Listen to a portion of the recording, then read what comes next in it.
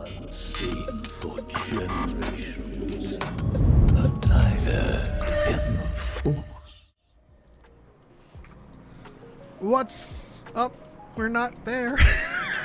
I mean, you guys are gonna hear us, but I wonder why we're not there.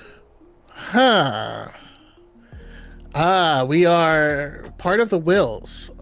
So that's why you can't. We haven't finished our training, so you can only hear our voices at this point in time. But rest assured, we will complete it before A New Hope. I don't know why this happens on like the most unlikeliest times. Is it just black now? No, it's not. It's that I'm on studio mode. Oh, okay. All right. Now I'm trying to figure out. Let's go to live. Can you guys can hear us right in the chat just fine?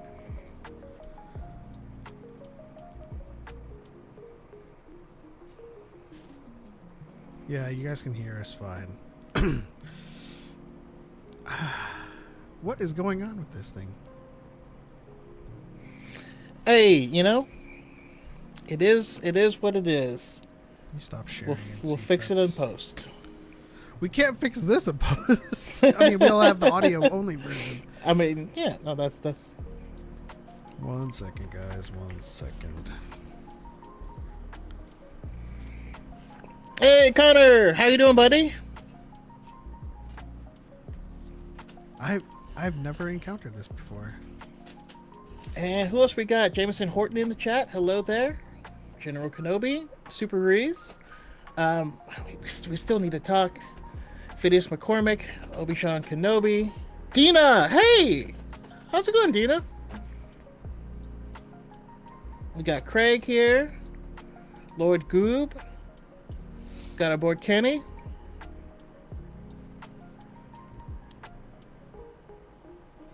Let's try. What's up? We got Dare to Entertain.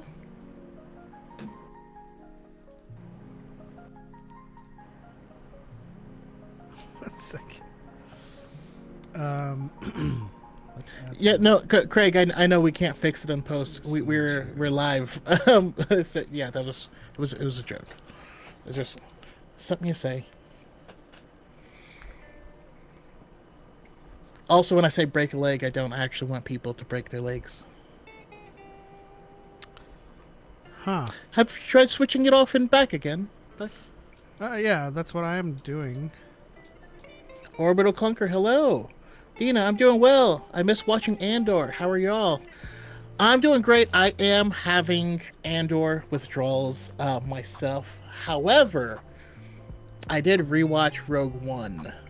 So I want to, that's something I definitely want to talk about, because if you recall, Rogue One originally was my least favorite Star Wars film when I first saw it in theaters. I hated it. Oh. Okay. Sorry. What I'm seeing is delayed. Hold on. Let me...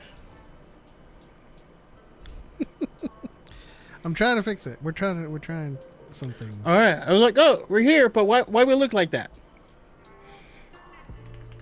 Anyways, yeah, we'll definitely have more to discuss. So try jiggling the handle. Yeah. This feels like a Podwans fumble right now. How dare you? I'm just joking. We love Podwans. I was on there last night, and having a blast talking to the gents. I think we're there now. I think everything's okay. Yeah. We're here. We're here. Looks like we're here. We're salted. We're salted. On scene 0. Okay, I guess that's what we're using for today. Welcome to another episode of DYAD in the Force, guys. This didn't happen. Don't pay attention to that. Episode 220. 220. 220. 220. Lots to talk about, obviously, because the title of this episode is "What is your favorite Star Wars and why?" And I largely wanted to make this the topic because throughout the week, we've retread yet another ground that has been tread before. that is The Last Jedi and Luke and his characterization. And in the middle of those discussions, lots of people were coming into my comment section saying, you know, I've always felt ostracized for liking The Last Jedi. Yeah. And the message that we've always wanted to spread with this channel is we don't give a F what your favorite is. I mean, we give an F to the degree that we want to share that with you. I was like, no, we care. But it's never been about we keep on saying this over and over again. This community isn't about conformity. It's just about shared passion. And so whatever is your favorite, that's your favorite. And we want to hear those stories from you guys. And Kenny is a little early because we're not in that segment yet. We're just getting started. We're in the news. If there is any news to cover, Choco, I'm going to pass it off to you.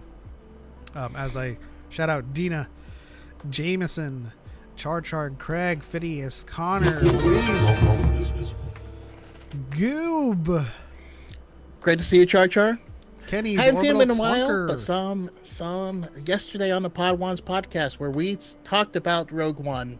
Had a great conversation, so you can always go back and check out the Podwans podcast. But again, I am going to talk about my feelings on it here because, it was a different animal seeing it again. But yeah, I don't feel like there is much Star Wars news at all this week. Shout out to Charles Olson. I do want to address this comment by Craig. Element, you don't give an F about the fact that Luke's reaction to Han Solo's death was inexcusably in a deleted scene for The Last Jedi. There's a lot of deleted scenes from The Last Jedi that I am verklempt about being removed. There's a lot of deleted scenes from a lot of Star Wars films that I feel this way about, particularly Revenge of the Sith. But yeah, I don't think that is is or should be a deal breaker. Yeah, we've expressed the will and the want for extended cuts for a long time, but again, our favorite movies, and I'll pick The Last Jedi because it's high on both of our lists, is in spite of those deleted scenes. If they had those deleted scenes, it'd be even better. Be better, you know. Charger Day just says Andor made me realize the Force ain't that interesting anymore. Please elaborate. Ooh, on that one. I mean, also, how dare you? No, kidding. The Force is still my favorite part of Star Wars, but I did love Andor. Well, I mean, but it shows us that it's not necessary to tell a good Star Wars story. You know, yeah, there are other things in the universe that we could spend time on.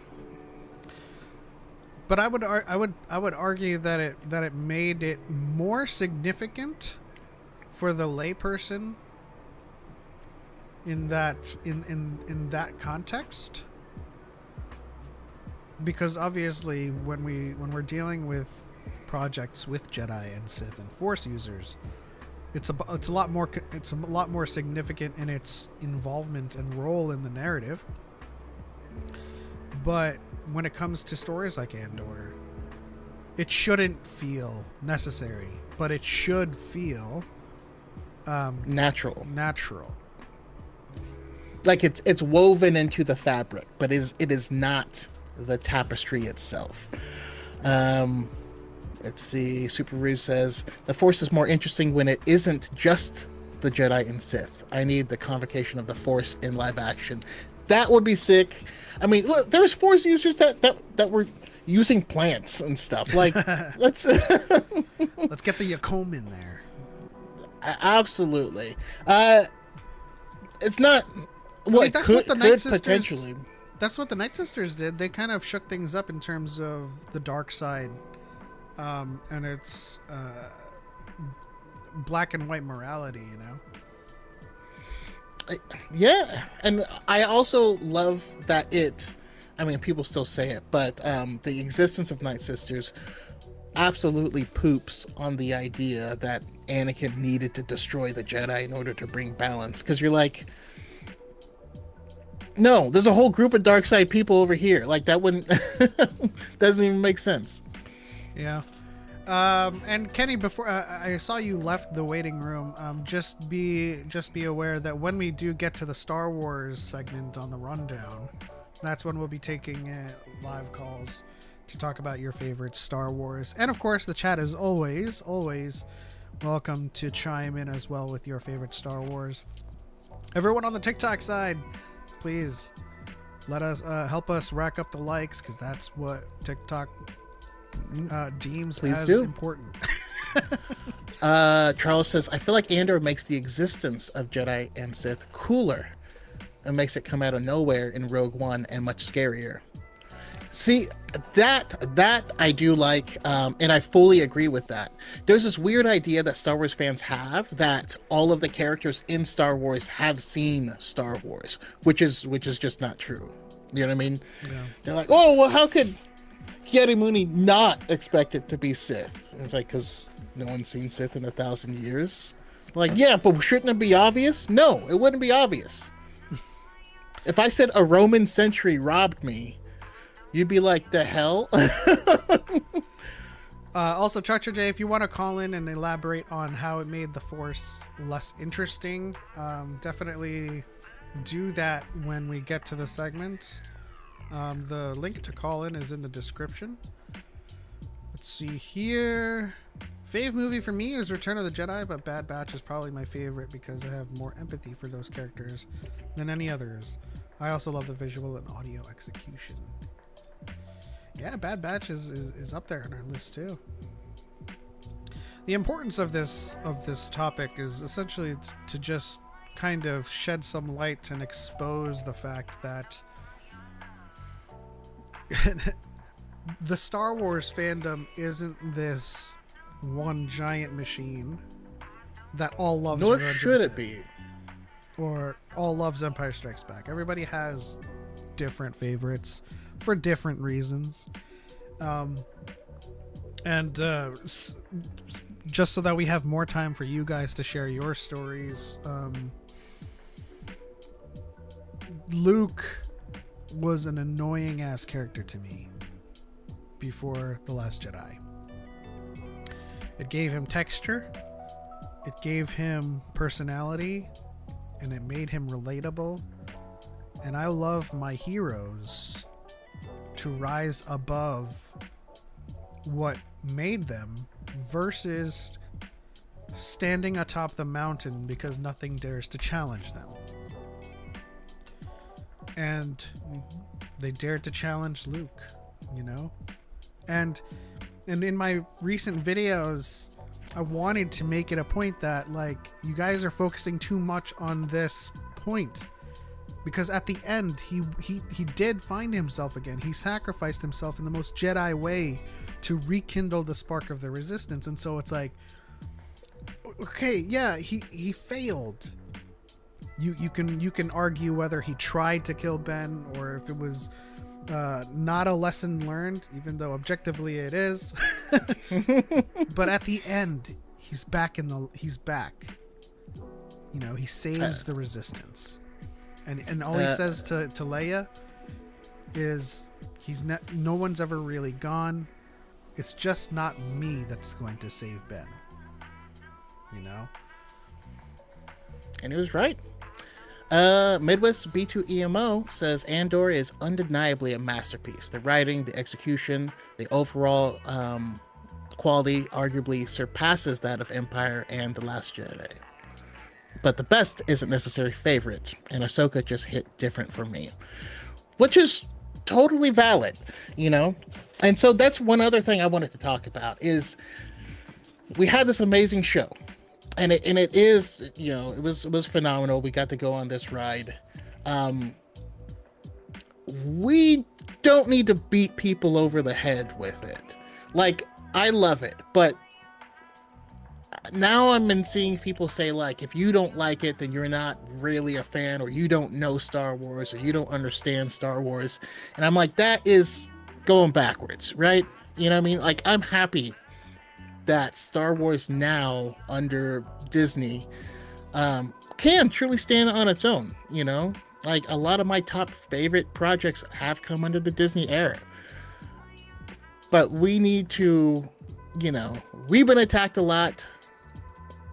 We need to be better than those who attacked us.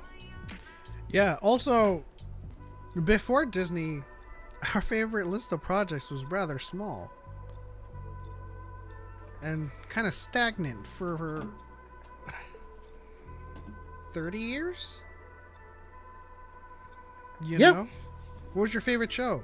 I guess the Clone Wars, because that was the only one. What was your favorite movies? Oh, out of these 6 for 30 years? Or not 30 years, out of these 6 for 15 years? Not even 15 years, 10 years? Sure, we had the EU books, but you know, I have a different list for favorite books. You know. Let's see here. Choco, did you ever come up with a name for your community? I remember we joked the name Choco Bites. Yeah, no, I didn't.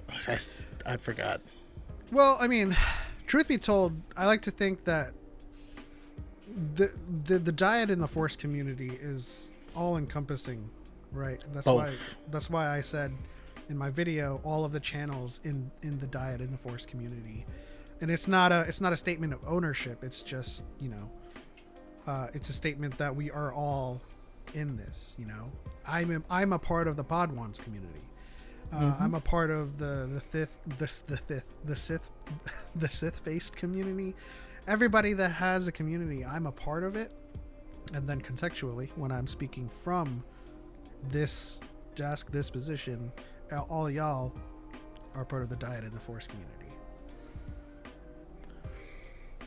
But if you're feeling Choco Light, I recommend Choco Musk. That reminds me of WWE when Kane was like, or 20,000 Canaanites. That's Charter J says, the heart of Star Wars was shown to us in Andor. The inside jobs, the battle to overcome tyranny, the sacrifices to defeat tyranny. The heart of the rebellion, the Force is still amazing. It's just the espionage to defeat the Empire is so powerful. Well, okay, so here's my contention, Char. I think it makes it more significant that the will of the Force is being heard by all of these different people coming together. As the Force healer said, some people take with them their past and what shapes them. Others gather or collect as they go. And Andor is collecting as they go. And when you go on to watch Rogue One, you realize that these are those people.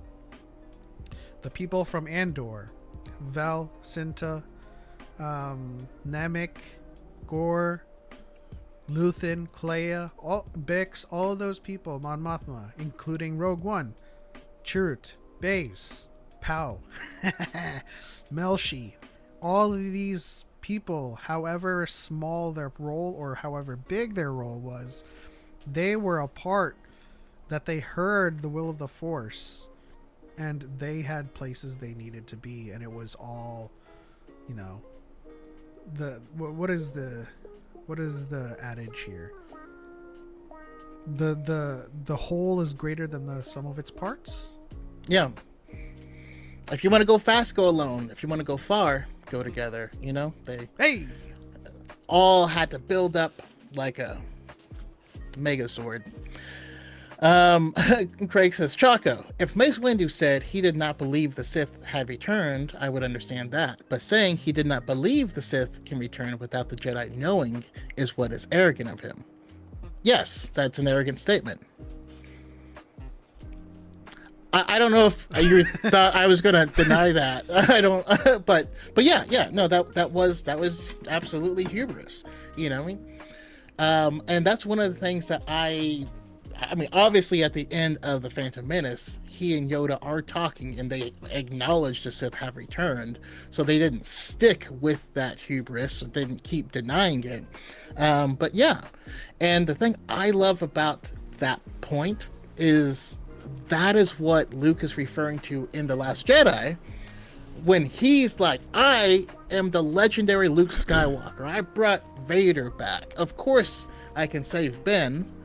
That's the same exact hubris that you saw these Jedis have when they're like, the Sith couldn't come back. We're the Jedi. We were protecting the galaxy for this long, you know? So I love that he recognized the hubris, but we're still moving forward with it. That now is the point of this lesson. The Jedi do not... The Force does not belong to the Jedi.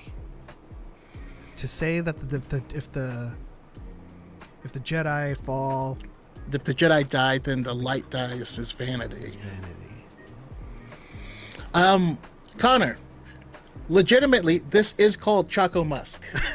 So it's not a joke. This is literally Choco Musk, and it smells like chocolate and vanilla. He whole ass asks you, "What do you smell like?" Oh, a little spritz. Ugh, for the ladies later. Alpha Zulu on TikTok said, we need an Andor style show with Luke showing how the First Order starts and why Luke becomes how he becomes jaded. Andor style, as in Luke is the main character, but we also see New Republic and First Order perspectives. That would be pretty sick. I would love that too. Mm-hmm. Anything that adds more context to see that side of the fandom will always argue that this stuff is fixing things or retconning things. No, it's just adding context. Just adding texture. Yeah. You know? What do you think of Andor? Layers. So, from a critical perspective, Naughty Wookie, I think Andor is the best Star Wars has ever produced. From a biased perspective, Ahsoka is still my favorite. But, we acknowledge our biases here. Yeah. Orbital Conquer says, we need an Andor-style Rise of the First Order and Fall of the New Republic. You know what? So, I actually do want another Andor-style show, but for the New Republic, so we can see what that government's like. If you've read the book, Leia, Bloodlines, amazing book. It is a political thriller. It's one of the best written Star Wars books, in my humble opinion. And I'm like, we can do so much with that. That being said, I forgot Lucasfilm. I forgot my character from that book. What was her name? Leia's pilot? Greer? Yeah, Greer. I want to see her. I want to see her played by another Latina. Woo.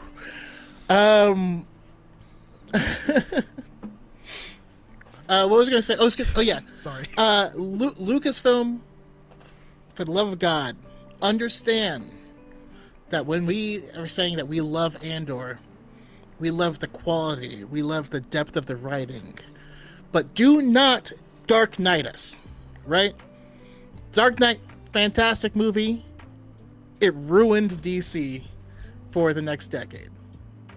Everything had to be dark and gritty. That's how we got sad Superman. Muted palettes.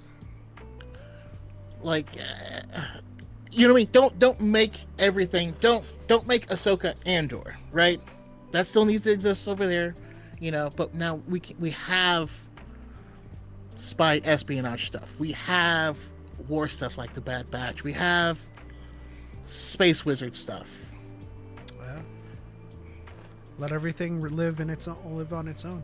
Alex Lezio says, disagree. Give me an Andor-style political thriller about Salacious B. Crumb. That's a one-episode thriller.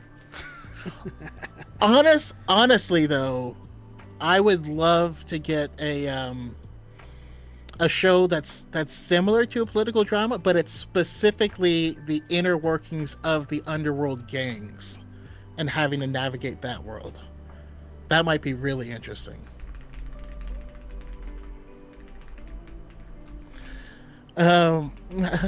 Keep Man of Steel out of this. It's innocent.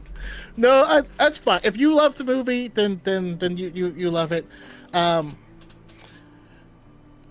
I will say when they I will say when they released the second Justice League film and they released it again in black and white, I couldn't tell the difference.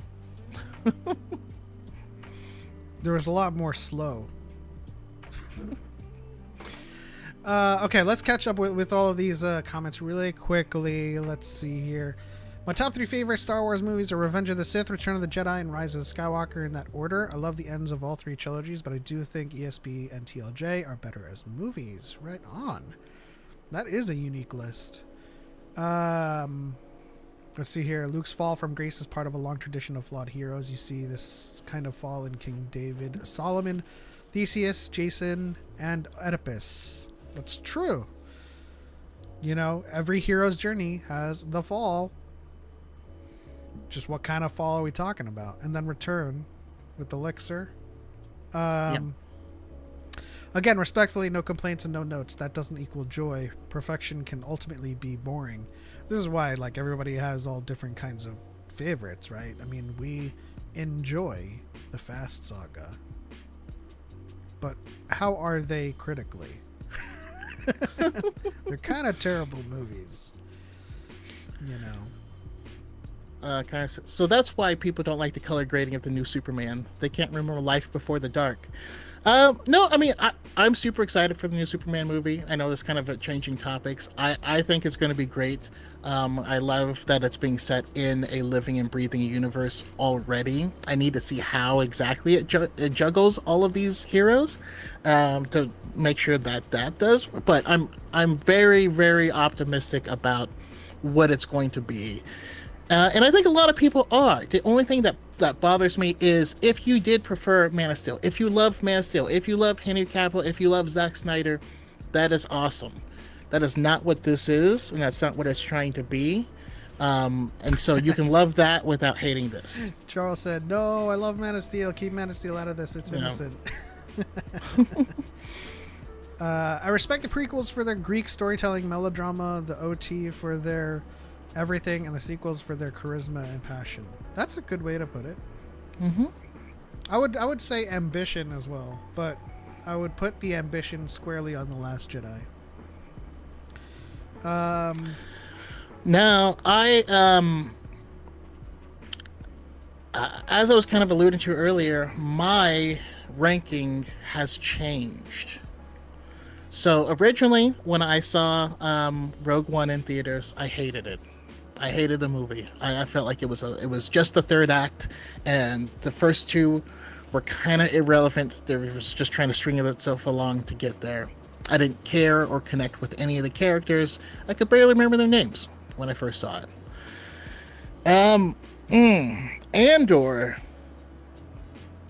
Andor makes the first two arcs of that film incredible and thrilling, and it makes the sacrifices devastating. Make it worth it. The lines that it carries throughout. It does kind of make K2SO's armor plating inconsistent, but that's neither here nor there. We don't care about that. It has officially jumped up to my number 3 slot on my favorite. I was entranced the entire time. And again, a big part of that also happens to be the fact that after my recent viewing of Episode 3, Revenge of the Sith, it went down on my list. Yeah, a lot of us have rose-colored glasses for nostalgia, and everything kind of gets recontextualized when you see it again. For sure, I think I placed Revenge of the Sith high up because of the duel between Yoda and Sidious and Obi-Wan and Anakin, and I had forgotten a lot of the subplots within the first 2 acts to be rather convoluted. And then, of course, the dialogue is always shoddy because Marsha wasn't helping at that time. So... No. It's because I'm so in love with you. So love has blinded you? Let's see here. Can we show some love for the Solo movies, please? Please and thank you. I like Solo. Yeah, Solo's an absolute fun swashbuckling romp. Masage Regenik says, I hope I said that right. Macy Regenik. Empire, New Hope, The Last Jedi, Andor, Shatterpoint, Republic Commando, Thrawn's Trilogy, Alphabet Squadron. Ooh, I like the cut of your jib. That's a mixed list of legends and yeah, we got Shatterpoint. We got a video game with Republic Commando, Thrawn's Trilogy. Which of the 3 Thrawn trilogies are you referring to? Andor feels like a show Lucas would have made had THX 1138 been a blockbuster film. I honestly think that a show like Andor is out of George Lucas's depth. I think George Lucas is a wonderful mythologist and world builder, but the depth with which the writing is and the social dynamics between the rebels, the neutrals, and the Empire, that stuff is so deep. There's also a lot of subtlety that needs to be portrayed, by the actors, and I don't know that he can bring that out of people. I feel like that's sacrilege, right? To be like, George Lucas can't. No, it's not like a dig on him. I love him. But like ultimately what Star Wars was, especially the original trilogy, was a modern mythology. Yes. Right? It wasn't trying to be subtle because it didn't need to be subtle. You know what I mean? Luke in the original trilogy doesn't need to be deep because he is the everyman. He is what you are supposed to identify with, you know? I quote the Samuel Jackson thing a lot too for this. He's like, what color? Do I get to choose my color? And George is like, good guys is blue and green, bad guys are red. That's how simple it was. Yeah, I mean, and good guys wore white, bad guys wore black. That's just how you. I mean, George originally wanted the storytelling to be simple enough that you could even watch it as a silent film with the music and understand what's going on. I think he really succeeded with that. But again, that is not going to pull complexity and subtlety that has to be conveyed with, like, they are saying this, like scenes where Mon Mothma is at a party and she's talking to Tay and they're saying words, but they're having an entirely different conversation than the words that they're saying. Oh yeah. I don't know how you can do that. Do you think in another timeline the Solo movie could have been a show similar to Andor? I think so. I think it would have been. So, I guess it's a hot take. I think it would have performed better as a show. Not the same movie. I meant if they had produced it as a show and developed it as a show.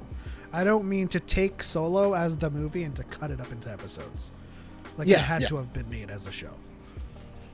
But if it was made as a show, right, then it would instantly go from 2 hours to 8 hours, and we could have told a lot of the in-betweens. You know what I mean? Like in the movie, we just jump to him in the military. You know what I mean? Like I would love to see him as a pilot, to see him get kicked out of the flight school and then have to go fight, and I want to see him join that crew and not have the first job that crew goes on also be their last. Like, and they, you know what I mean? Like, yeah.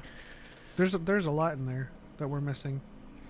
It just moves very, very fast. I want to see him and Chewbacca truly become best friends, versus like we were just together for this. I still laugh hysterically though when Chewie gets in the shower with Han and he's like, dude, you mine? Guys on the TikTok side, help us get to 5,000 likes. Thank you, gracias. Nick's Novice says, finally catching y'all live. Well, welcome to the show, Nick's Novice. You are officially immortalized on the internet. Yeah. Midwest B2MU says, wasn't supposed to be red and blue lightsabers until they had trouble with Luke's lightsaber in the Tatooine scenes of Return of the Jedi. That's absolutely correct. And yeah, I mean, there was still on the posters like cuts of him with a blue lightsaber. But yeah, it clashed with the sky, which I think the green lightsaber looks way cooler. I was working with a younger fan, and he recently watched the original trilogy. He said, I don't understand the deal with Luke. He's mean to everyone he meets, but everyone wants to do things for him. That's interesting. He kind of is a brat, to be completely honest. I love hearing those stories of people who are like, you know, like kids who see things so honestly.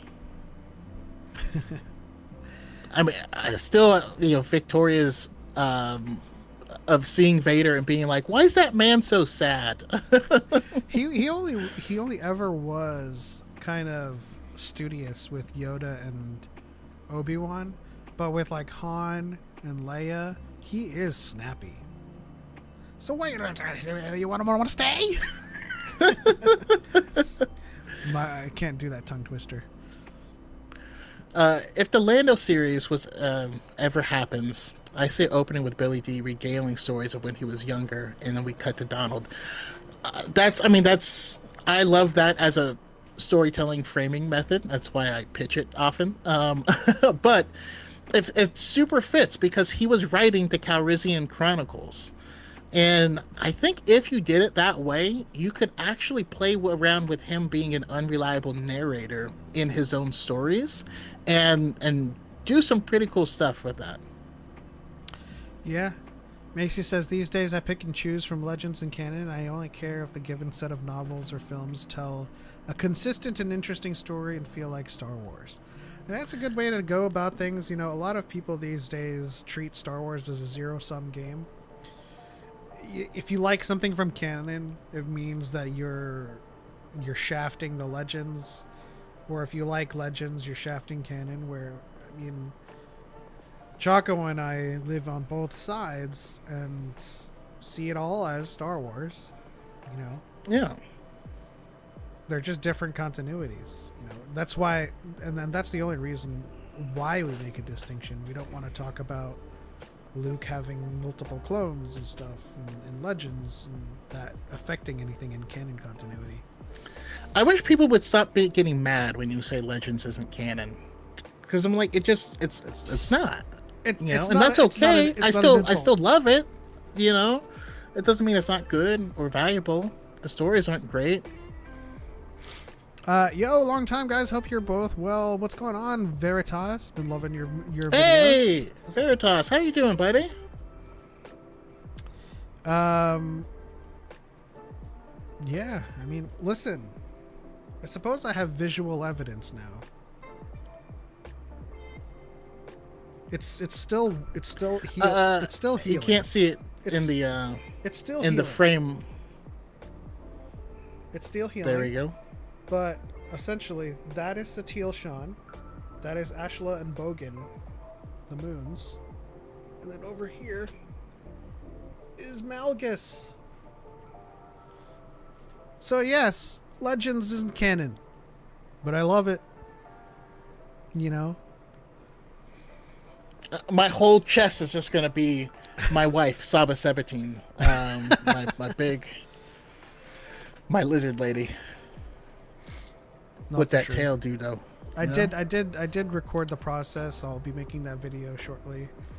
But yeah, it looks great. I finally have Satil Shan immortalized. Oh, and you can't see her hilt, but that's also like, yeah. Getting through the Dark Droid series I would very much like the Droids show. Where'd that go? I don't know. Oh my gosh. Obi-Shan says, Choco needs a Bix back piece. What I think he needs is a Bix tramp stamp. That's what he's going to get. No, I was actually gonna try my hand at doing like an edit like people do, but I was like, as like a married man, it would feel weird to make like a Bix edit. So I think we're gonna do a Hunter edit. Yeah. Let's stay on this topic really quickly, because I definitely wanna be a part of getting your first tattoo. Anything floating in your head of mights, maybes, going small to getting a stamp, or You know what? What would actually be cool though if on like a lady, if a girl had a tramp stamp, but it was like an X-wing silhouette, like that would be. So that every time that'd get my goose. I mean, every time like things went down, you'd be like, as foils in attack position, you know.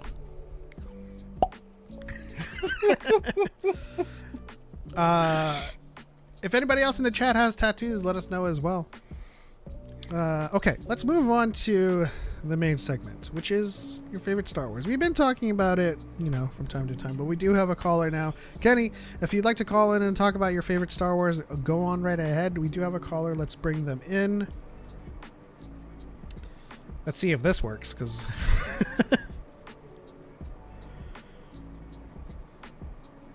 things haven't been working. Does this work? Yep, but But you would have to scoot your head over so we can see you. Scoot to your right.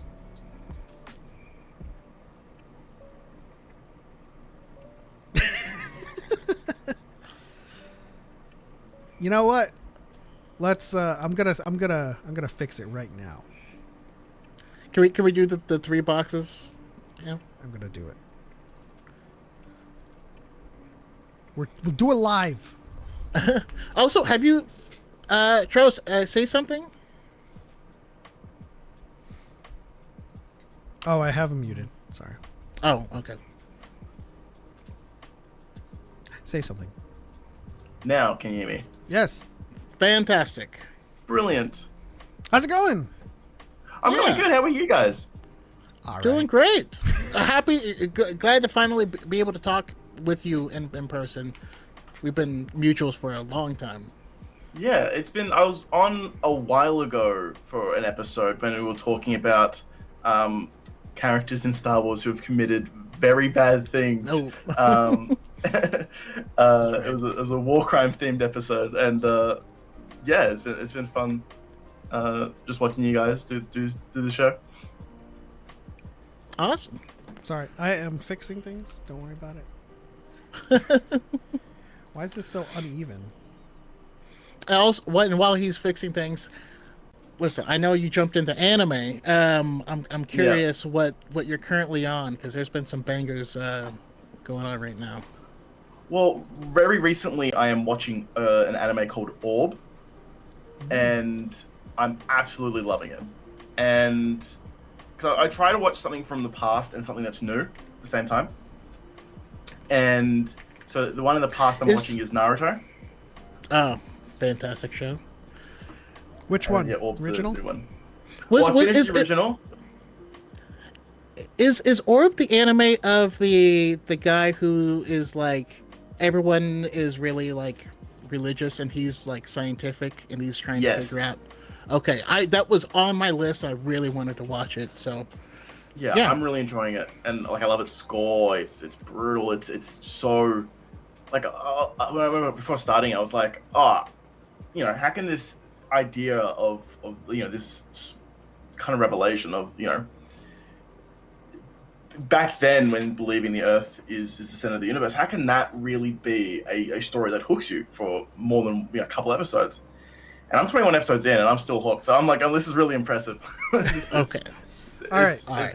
Yeah. So based on my Audible experience and sound staging experience, it seems like you're coming from your camera, but you have a headset on. Is the mic set wrong? I've got a microphone to the left. Is it not set to? Oh, I thought you'd be coming through your headset. No, Going no, off of no, no. proximity. Okay. No, no. This is not. I've got a microphone next to the camera. Is that okay? Yeah, that's fine. It just didn't look consistent with the audible staging that I saw. I was like, oh, he's wearing a headset. That's fine. For a second, I thought you meant the actual camera. I'm like, I've got a Sony. That mic would be horrible.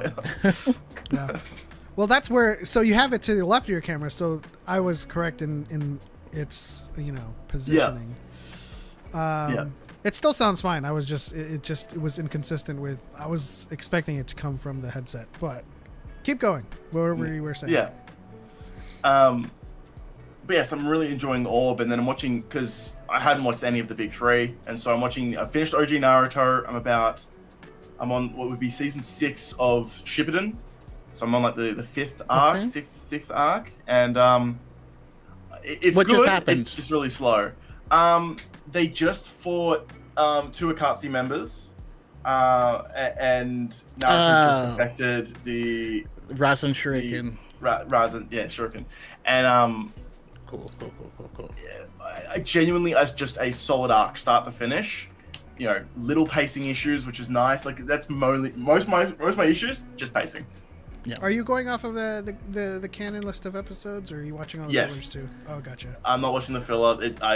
That's so many filler, but I'm watching it with a friend, and so he has got a list of filler that we will go back and watch because he thinks that look. These are cool little vignettes. These are little stories that can add to your experience. They don't contradict anything. It isn't just one episode they fight a new bad guy and Sasuke ends up back at the hospital in any episode.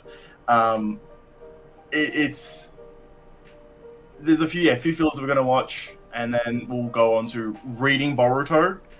And I think we've got like 3 episodes of Boruto we're gonna watch, but mostly just reading. Right on. Okay. Grand Admiral Hawk Tua says Technologia is. I don't know if they're speaking in their native tongue or making a fairy tale Acnologia reference, but I suppose. No, we were just having our technical difficulties. So yeah, it was what it is. Yeah, I think I'm just gonna keep things default for now. I have a lot of customization on this platform, but. So Charles, do you have a Star Wars tattoo? If you had one, what would you get? And what should I get? So I don't have any tattoos. I have a horrid fear of needles. And I have an issue with things being permanent. But if I was to get one, it would probably be something small like the Rebel Alliance tattoo. An insignia. I am not for one that something that's big and flashy. So for me, something small like that would be really cool. Or a quote from Luke, or specifically something like The Last Jedi. Something from that would be kind of beautiful, or even some stuff from like, specified that. Andor. Because then, a quote from Luke would have been like, I wanted to go to Tachi Station for power converters. Or the sentence that I said earlier. So originally you wanted to but now you want to stay? But I don't know if you can get a tattoo that implies the tone. I smell profit. Obi-Wan_Kenobi super chatted 5 credits. I am super hyped for Visions 3 and the 9th Jedi Limited series. Hey, Obi-Wan Kenobi, thank you for the $5 ramen drop. Yes, Vision Season 3 is also coming. 9th Jedi is getting its own series. Choco got it what he wanted. He's getting all kinds of presents for Christmas. Yeah. I just have good taste. I mean, the Village Bride continuing as well is. I wanted a lot of awesome continuation though. Can I just say with Visions, like that's kind of like the embodiment of kind of like, I know we can be very critical of Disney and like a lot of the stuff they're making I haven't been a fan of, but something with like Visions having a 3rd season and then taking some of the popular ones and making them spin-offs. That's just not what we were getting before Disney came in. And a bunch of these creatives around the world being able to just come in and go, I've got a Star Wars story, it's about this. And you're like, cool, here's money to go make an episode of Visions. That's kind of like beautiful. Like it's like, even like I'm not a massive Visions person. but it's just the fact that it just exists is just more. Well, it's touched. Star Wars has touched the hearts of so many people across the entire globe, and to be able to express what it means to you is like so incredible. I mean, that's the whole reason we're having like this episode. Yeah. And everyone, it's something different. It means something different to all these people, and that's what makes it beautiful. So I'm super excited for Visions. I love Visions. My only thing is I want them to start tossing in some Chinese studios, because I've been watching The All-Consuming Whale, and that is fire. It goes hard. Nice. Yeah, there's tons of amazing Chinese studios that are pumping out some, like To Be Hero X is kind of taking over Twitter. It is it's shockingly good, and I say that as a sort of as a pun, but it had one of the best electric user fights that I've seen in recent times. I mean, speaking of, I think you have you guys seen Scissor 7? Yes. You have to give that. That's just a lot of fun. Oh no, he did the secret move. I have to do this. Yeah, Scissor 7, highly recommend that in English. Yeah. KG says it's comedian Ronnie Chen does the voice. So KG says, I've got 2 Star Wars tattoos. I want Darkness Rises and Light to meet it. Something from Andor would be awesome too. Yes. I think the quote that the Force Healer wrote would be kind of nice too. What are the 2 that you have, KG?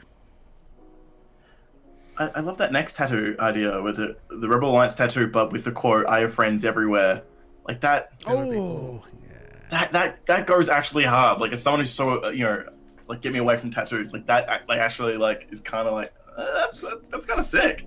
Well, let me at least alleviate one of your concerns, because today tattoos aren't as scary. They're not big needles, right? They're actually like the technology has like my tattoo artist works with a small ass thing box that is it's kind of like an anchor, like charging like a charging station. It's so weird. Like they don't have big ass machines anymore, and it's just like a pen, you know. It still hurts a little bit. I have a high pain threshold, so that might be another issue for you to get over, but it's not big needles anymore. Yeah. It also depends on what you're getting, right? Like for this tattoo right here, this one was just a small little pen because there's very thin lines. But yeah, man, I think I might add a quote to that, you know? Yeah, a quote might be good. I don't know, maybe there's more Should I of get us in Arabesh or something. So this tattoo is an Arabesh for Kyber Heart Society. Should I get below that? Oh, looking. I was not expecting To Be Here X to follow multiple people. Came out of nowhere, and honestly, I love it. I guess I'm gonna have to give that a shot. Nathan says, "What do you think the Home One was doing during A New Hope?" Probably. I hate you, TikTok Studio. During A New Hope, Home One probably, because it didn't start out as a warship, you know. Wouldn't it have technically been still? Was Home One already built? Yeah, it would have already been built and like in use, but like they refitted it to be their flag warship. It always interested me how they never truly conquered Mon Cala. It's too wet. Because Mon Cala, I think, was... correct me if I'm wrong. Mon Cala was probably the most powerful armada, wasn't it? Like Navy ship builders. I mean, I know that they were super powerful, but I think the issue is they didn't need to be conquered, because Vader came down and grabbed Lee Char and just like kidnapped him and just threatened to kill him if they didn't listen. So, which is kind of messed up since, as Anakin, he helped Lee Char for that whole underwater arc. Man, it's messed up. I was wondering because there isn't much info on Canon Home 1 during this time. I think it would be kind of cool to see where Mon Cala was. I mean, we get glimpses of it with the planning of the Rebel Alliance, you know. But they were the backbone of the Rebel fleet. There was a lot of Mon Calamari ships in their fleet.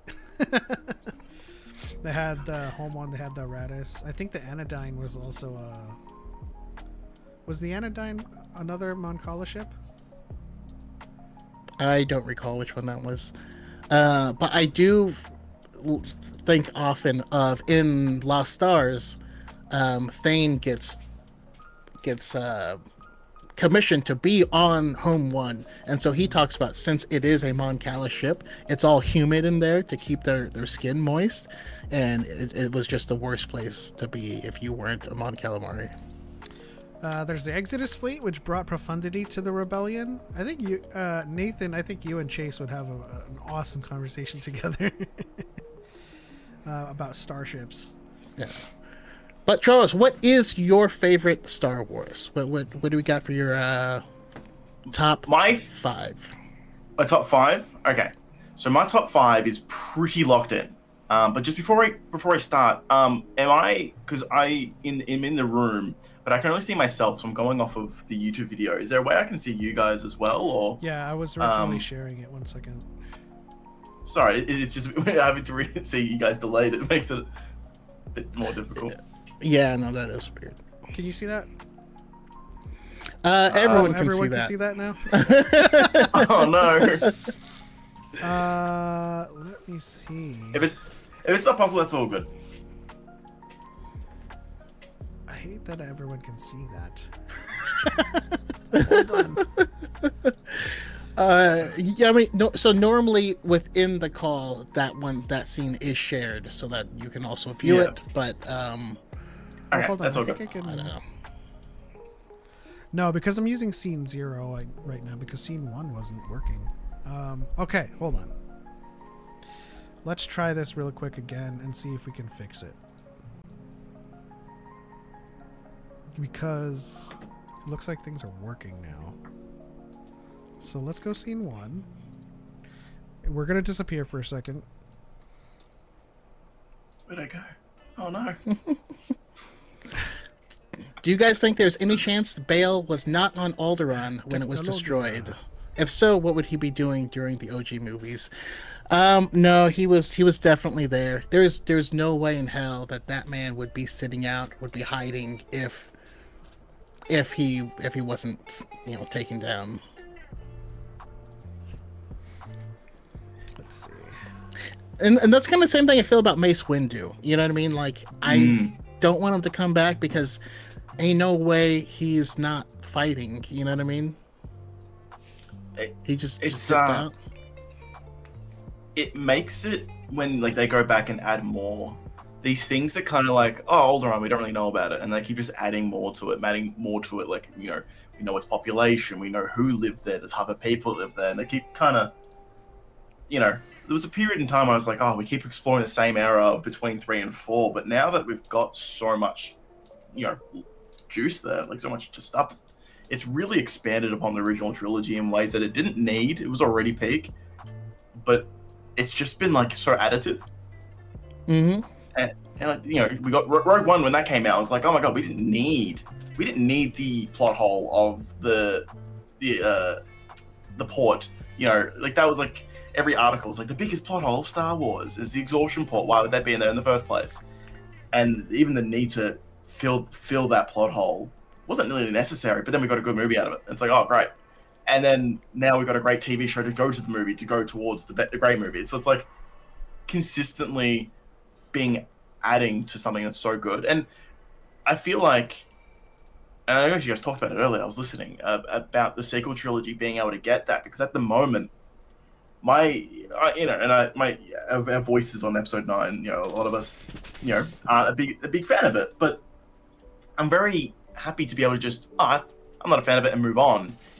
If we can get like a TV show that builds upon Rey, Poe, and Finn, and an Andor show, like style show that builds on the New Republic, because at the moment the hardest thing for me to believe in Star Wars, and it shouldn't be hard to believe because we've seen it happen in real life, is the idea that you have, the Empire existing, and then it goes away, and then like 15 something years later, the First Order comes, and it's just.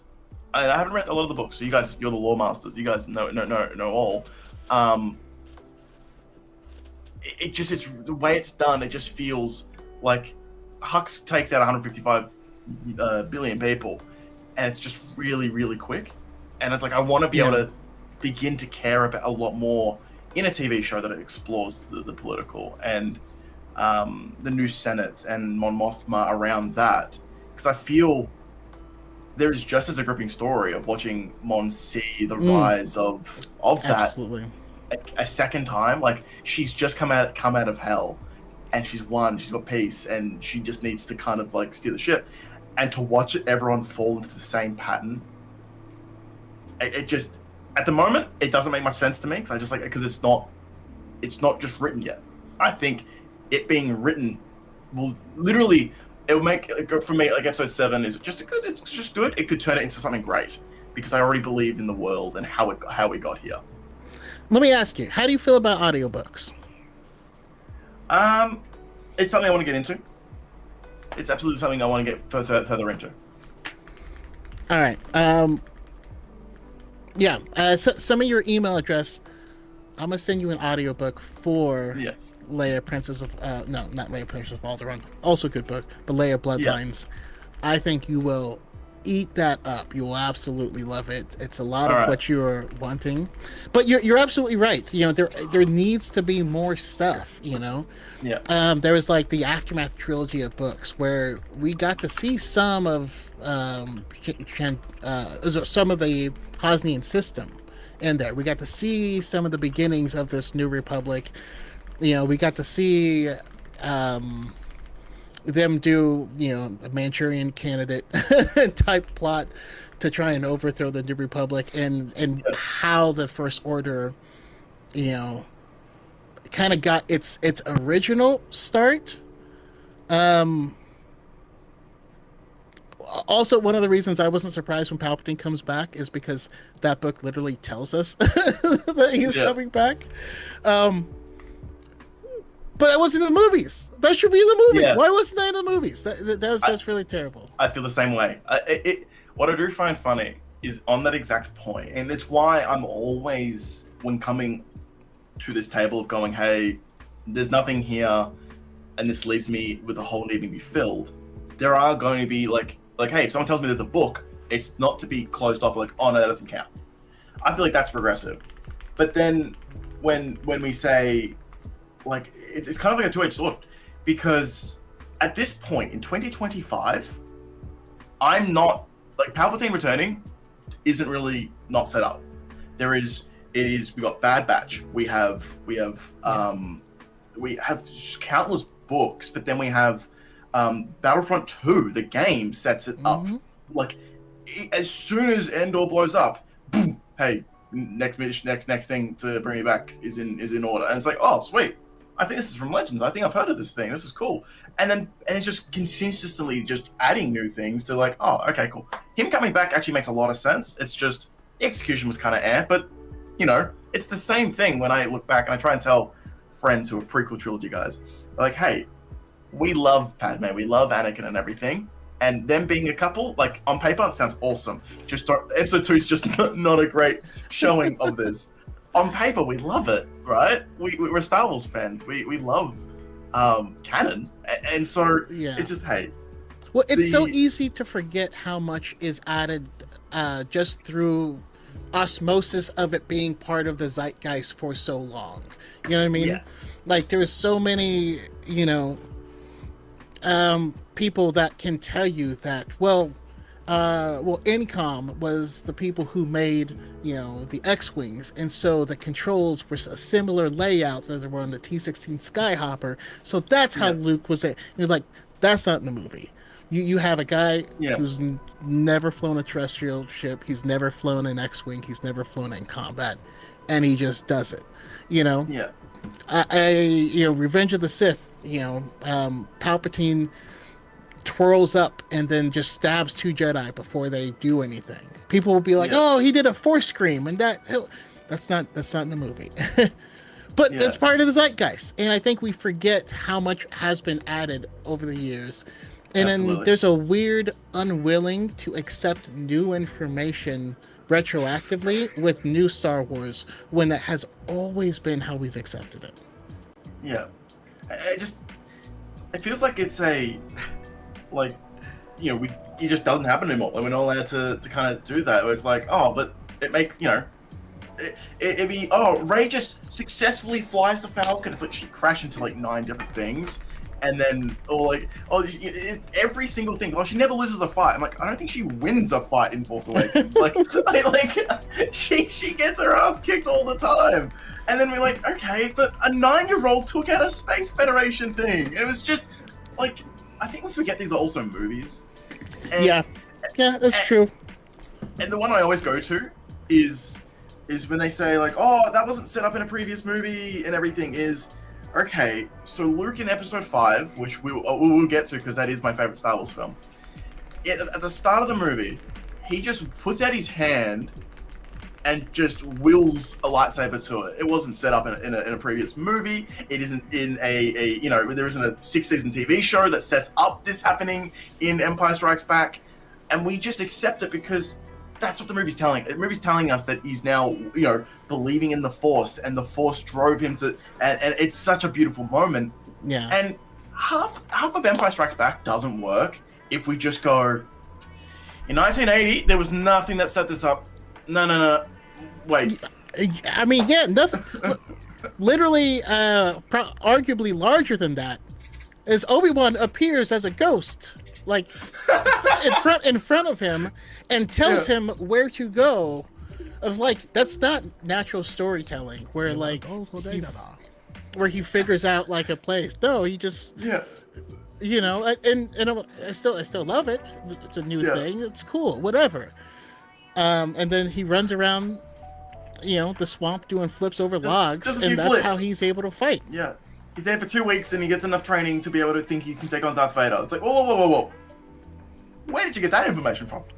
But it works. Real quickly, It just Choco, works. you're gonna have to do a lot of heavy lifting. I'm talking to the dev right now, so seeing if I can get it squared away live. Yeah. I'll chime in, but yeah, definitely keep on going.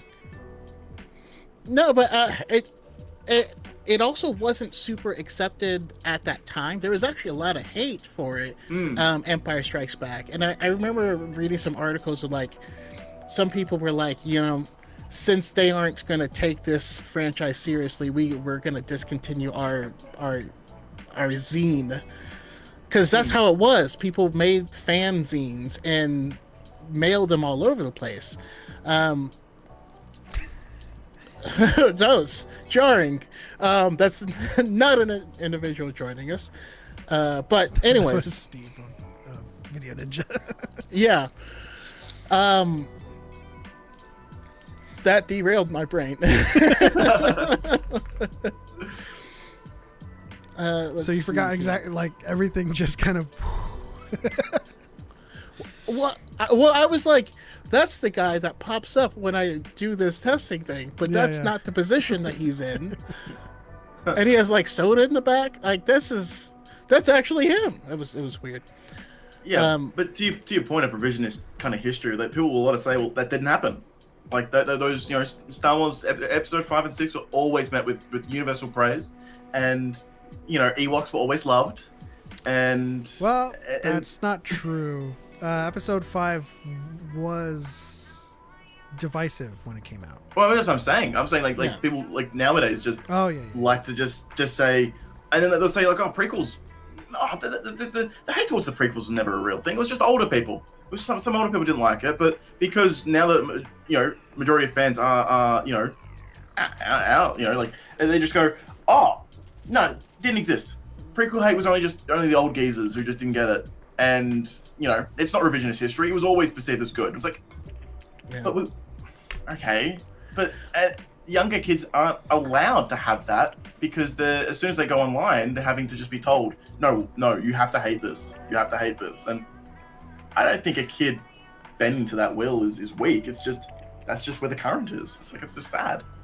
Well, I think it's happening. One of the it's happening funniest today because the kids that aren't on social media, the kids that are being introduced to Star Wars today are going to Galaxy's Edge and having a blast with Rey and Kylo and everything about the sequel trilogy and Batuu.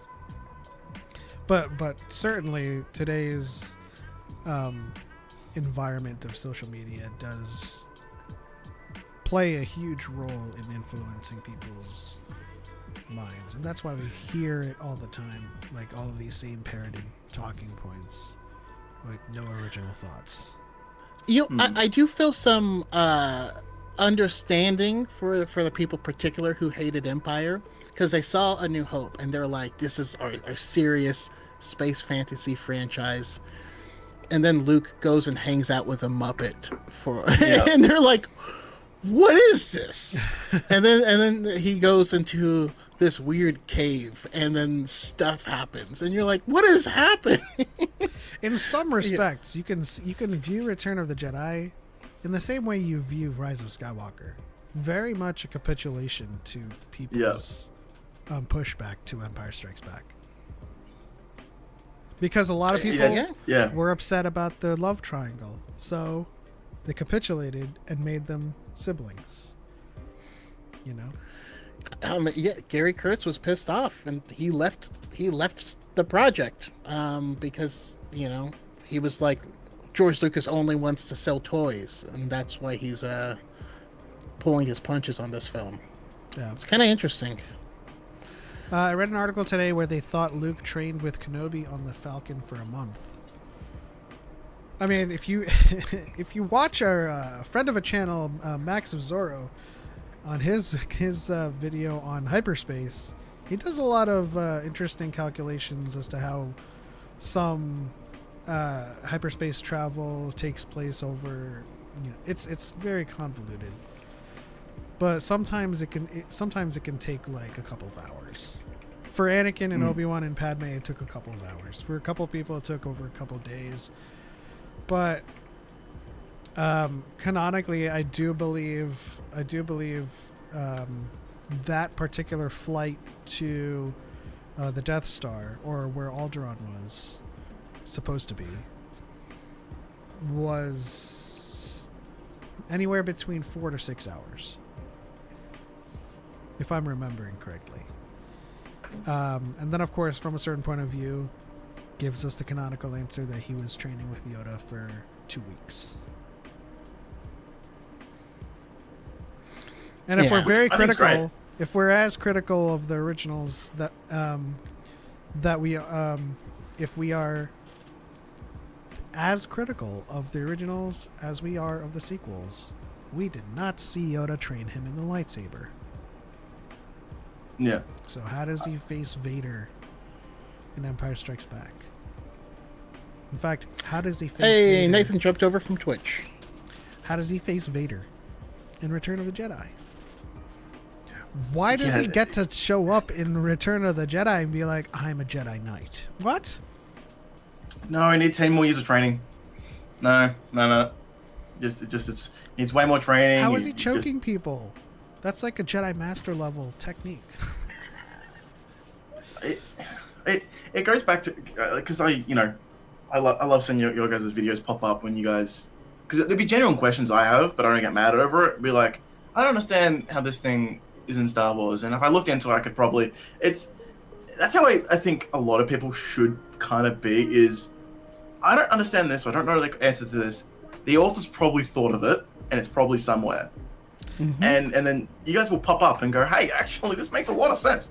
And then you go into detail, and you're like, oh, okay, perfect. That's. I just keep seeing. Sorry. You go. That's all we ever encourage people to do, right? As I said in my video, it's not about getting you to like something or dislike something. It's getting you to engage with the story honestly. And so when people say Luke would never do that, he saw the good in Vader. Rian Johnson knew that. That's why Rey asks the question.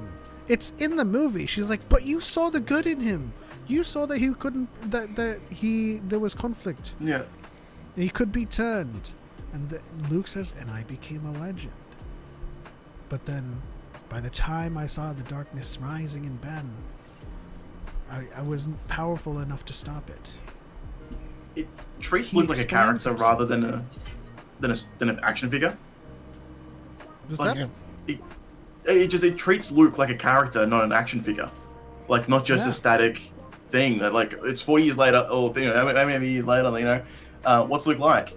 Oh, no, he's still bubbly, he's still smart-ass, it's like, okay, but I can't, you know, so he's a person. What is he like? And not to, like, use Well, Mark and I think the Hamill big- in the same way they do, like, saying, even Mark Hamill, but he said in an interview, it's like, I think it's a good thing to be pushed out of your comfort zone, because if I were just another benevolent Jedi training young Padawans, it would have been boring. We've seen it already.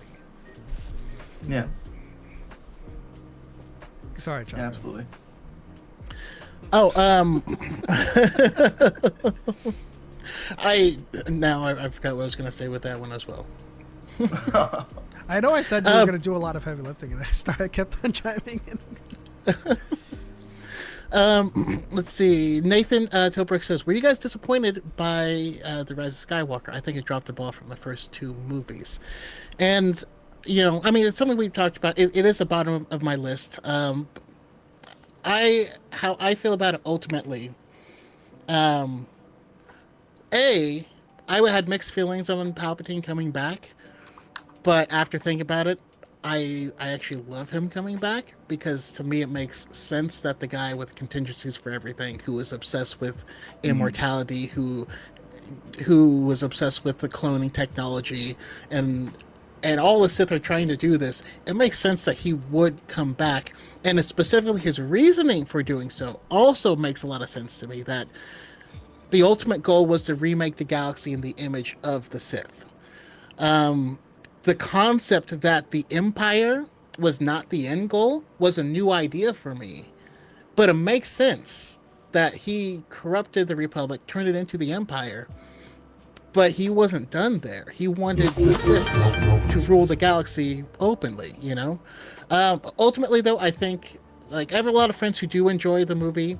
I think it's the most comic booky of all the films. It's lots of action. You're going from place to place and lots of punches. I just think it could have benefited a lot from removing one place it went to, so we can spend more time with the characters, more time with them together, and B, we really needed that year between the two films, because I want to see what Kylo Ren was doing as the leader of the First Order. We just kind of dumped that ball. I have a canon question about Palpatine there, because we see thousands of ships, like there's so many ships, and I know there's already been jokes about, like, oh, those ships are named after previous Sith, and we have Elijah Wood going, how are we meant to know that, right? But is there a canon reason as to how those ships were met? Because those ships have a lot of people in each one, and, like, it just seems, because for me, when I'm thinking about the Empire, it's like, oh, cool, the Republic was basically asset flipped. It's a very basic Imperial regime that was, a lot of people believed in it. Awesome, I get that, I can see where they came from. The First Order, I see where the manpower is. There's a lot of war reasons as to how that was there. Cool, that makes sense. And then the ninth movie, that's, for me, it kind of is like a rug pull. When those ships come out, it's like, oh, here's billions of people who just were working on a mass fleet. It wasn't billions of people. Well, wasn't it? Sorry, the numbers. I'm happy to say anything that say is wrong, but it seems so many people. Yeah, I mean, a couple of things is they actually did streamline the efficiency of their ships so that it didn't have to run with the same amount of crew that they used to in the past. But that's one of the things that I think it adds to Star Wars a lot, and it actually really adds to Anakin in fulfilling this chosen one prophecy, because Palpatine, again, this is what he was always planning. What do, like, these fascist dictatorships prize more than anything else? It's loyalty. Yeah. Right? The Empire was full of people who were just greedy, or were just trying to climb the ladder, or they're all trying to get their own piece of the pie. So throughout this time, Palpatine had this network that was pretty much spying on everyone. He wanted to see exactly who was doing what. He was the ultimate big brother. Yeah. He wanted to find the most loyal and sycophantic people, and then would whisk them away to Exegol. He brought over engineers, he brought over things from all of these different companies. So that whole fleet was being built separately in secret from the time of Return of the Jedi. So what I love about that is that it means that before Return of the Jedi. But we can.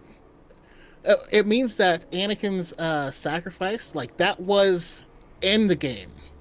Yeah. If Palpatine didn't go down in that moment, the galaxy's done. Okay. Yeah. So that it actually adds helps a quite a lot lot. of weight. Is that in a novel, or is it somewhere? It's in the Vader 2020 series, which I highly recommend people jump into. Vader really has to confront a lot of stuff from his past, which is really cool to see. And the 2020, that's in between Empire and Return. Yeah. And the fleet is there. And he has the large... It's still being built. Yeah. He has the large kyber crystal there that's going to power the Star Killer, and that's going to power all of the lasers that they are equipped with in the Final Order.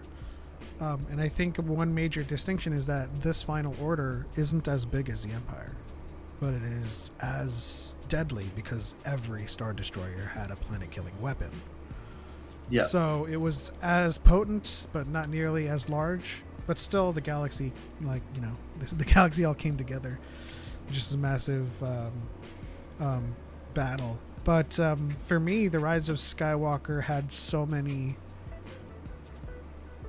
elements of it that worked in its favor, but the execution ultimately lacked in. I loved the poetry of...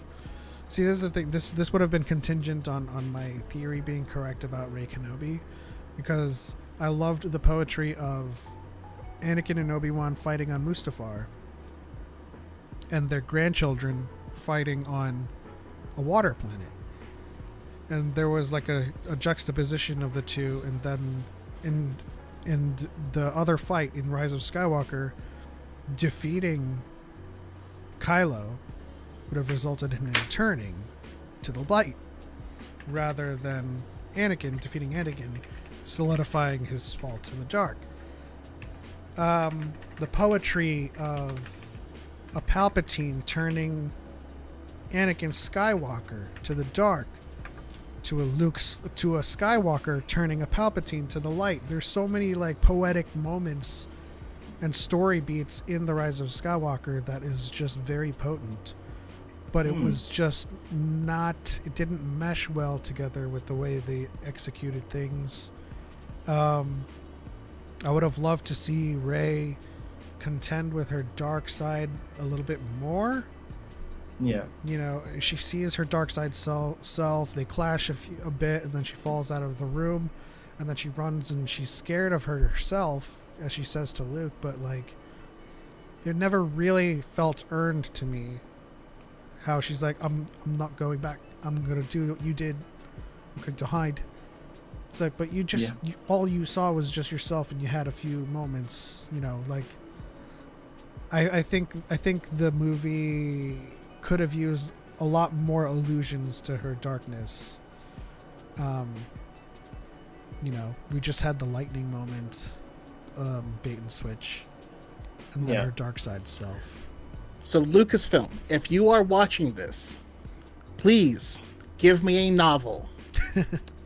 And I've said it before, but this novel will just be, it'll cover the entire portion of time of the sequel trilogy, but all of it is from Ben's perspective. we're in Kylo Ren's head. We are understanding his conflict. The parts where we're following Rey on this planet or over here, we're with Ben and we're seeing the conflict that's happening between him and Hux and Phasma, and we see, you know, all this stuff, and then also have that run through the year in between 8 and 9, and yeah, I think we can get so much stuff. All right, That sounds awesome. I have a quick fix from the dev. I'm gonna try it. We might disappear again. Let's see. I'm a Spooky Kitty says the Dark Side butthole was cool. I wish they did more with it. Which Dark Side butthole? The one In on Last Jedi. Octo? Okay. Yeah, all we did with it is have Rey slide right in, you know? It's like with a sea cucumber, you know? There's Oh my goodness. See, you know exactly what I'm talking about. That talking to you guys always gives me a sense of like things aren't as, because after watching Andor, I had a very much a sense of I've been fed so well. I'm kind of, you know, I don't have to look for the thing that was going to be that special bottle, like that lightning in a bottle. They were able to capture it twice, and I was able to kind of wait. And with that Rey movie, I don't think things are as bleak as I think a lot of Star Wars Twitter kind of makes it out to be. And I think once they start actually diving in and exploring, they release a novel or two or some comics of sequel.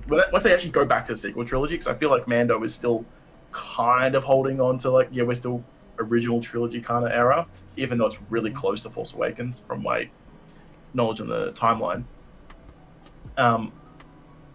I think things are like actually are kind of on the up, and who knows if this Battlefront plan that some of the devs on Reddit are wanting to, like if the best case scenario we re-release it on the PS6 and that next gen Xbox with quality of life stuff, and then we get a Battlefront 3, and like public sentiment, if we're all just enjoying Star Wars in that front, like Andor's in the game, a bunch of like canon books are in there, like it could really just reshape what we think. Everything, all Star Wars is right now is that lightsabers can't bleed like that. I've seen so many tweets recently with 130,000 likes of just going, I didn't even watch it, but this is stupid, and it's just everyone complaining about lightsaber bleeding in canon. It's like, there's no more, and that's because we have a separate issue that's happening simultaneously, right? And it's the same thing. There's no trust in as the. Well, no, I was gonna say, we live in a world where there's this fake culture war happening, and it's actually identical to the Clone Wars, right? It's a fake narrative meant to divide people and have them fighting so that we can give away our civil liberties to people who are going to end this fight for us, and so because of that, there's some of these people who they don't want to understand stuff. They don't want to have that fixed. Nothing will ever make them half of the complaints that I hear are literally things that aren't in the films. So like, how do you fix that? They don't live in reality with us. So that's going to be difficult. But other than that, for the regular normal people, I fully agree. Is once we can spend more time, once we're a few more years out, people who jumped into Star Wars when there was already 9 films are going to have a different experience with it. Yeah. I saw a comment about weaponizing Battlefront. Like weaponizing the fandom with Battlefront. Like, Battlefield's coming out, and that's where the devs are. I understand that, and I'm excited for what that Battlefield game is. But when they were doing like Battlefront, Battlefield, today's technology, like I've reinstalled the full edition of Battlefront where you get all the skins, and immediately I went, this is a feeling I can't get in any other game right now. Yeah. I sucked. I was doing horrible. I kept picking Bosk on Camino. I only played one game that went for like 30 minutes. And I'm like, this is beautiful. Like, this is and you know, I can look at it and go, is the lighting as complicated as modern gaming? No. Are the textures as good as like games in modern? Like, I don't really care. Like, I picked Bosk and I'm hearing clones just, for the Republic. I'm like, okay. And then a friend was like, oh, I'm installing it now. And then he joined and I saw him and I'm like, oh my God. And then, I'm turning around and I see Anakin and Obi-Wan just deflecting, blaster bolts and then just come straight towards me and I'm screaming. I'm like, oh my God, this is... Oh my God, is this I real? I love it. Well, first of all, this whole campaign is telling people what they want, what they like. It's not the people attacking the new Superman film because they wanted something else. Yes. It's people saying, we want this, and it's purely positive. I absolutely love that. What I want... Hello, Marianne! What I absolutely want is for the Battlefront franchise to become kind of like Smash Brothers, where there's one for the whole console generation. And we'll just keep adding to that one, and then when PlayStation 6 comes out, that's the only time we get another one. But they keep it alive throughout that whole period of time. That's what, because like you said, there's nothing wrong with Battlefront 2, and you can just add more stuff. You can just support it again. Yeah, I'm playing it and I'm like, besides, it's a bit buggy. It's still a pretty buggy game. DirectX 12 wasn't working for me, or 11, whichever was the last one. That doesn't work. I had menu issues and everything. My friend spawned in, it was black screen. So there are a few things that I'd like, obviously that needed to be fixed in that regard. But just literally, oh man, I wish I had this planet was here, a couple planets, and that would do me for the next 12 months. I could just, as a backup, I would love it to be just that game that you always have installed, because there isn't engagement-based matchmaking. I'm not loading up and I'm trying to grind camos, and I feel like, it's just, I'm there, and just the atmosphere is enough. Ewok Hunt. Why is Ewok Hunt like that scary horror mode one of the best additions? Period. I mean, listen, you can't disrespect Ewoks after playing that, because they are no joke. They are murder bears with weapons. Murder bears. I just want a Jedi combat game using For Honor mechanics. Oh my goodness. That would be... I think that is close to perfection when it comes to replicating a real kind of rock paper scissors sword fight. Yeah. You pick your side and then you're trying to parry from each side. I remember when I mained Orochi mostly, and I would just left, right, up, left, right, left, up, left. And it was whoosh, whoosh, whoosh, whoosh, whoosh, whoosh. And I would just love it when nobody could guess where I was attacking from, and it would just be a mollywop.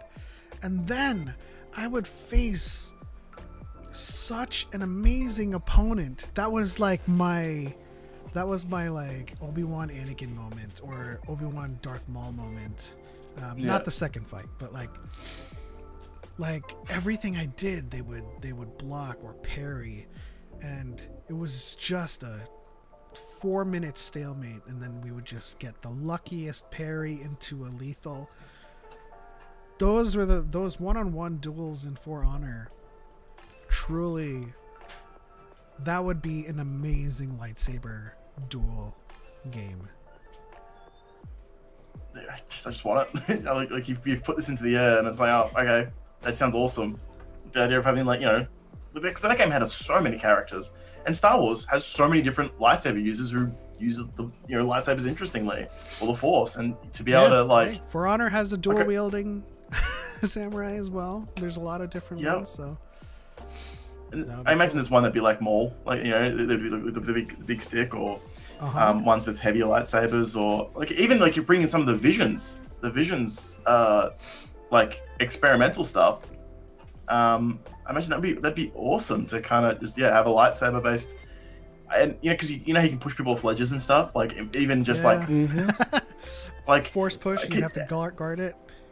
Yeah, but then imagine like it even adds another flavor where it's like, okay, you gotta guard against a force push, force push, but then the maps. Think about the maps, like you're fighting, on the Death Star, and or you're fighting on Mustafar, and there's lava, and it completely changes like everything, like that. And Foreign had minions, right? There were minions, little. Were they on the map as well? It was a minion mode. Yeah. There was other people running around that you could do to get your special meter up or whatever you call it. Yeah. I mean, along that vein, now what you guys are making me want truly is part Jedi Academy, because that's my favorite Star Wars game. In part, what is it called again? Starfield.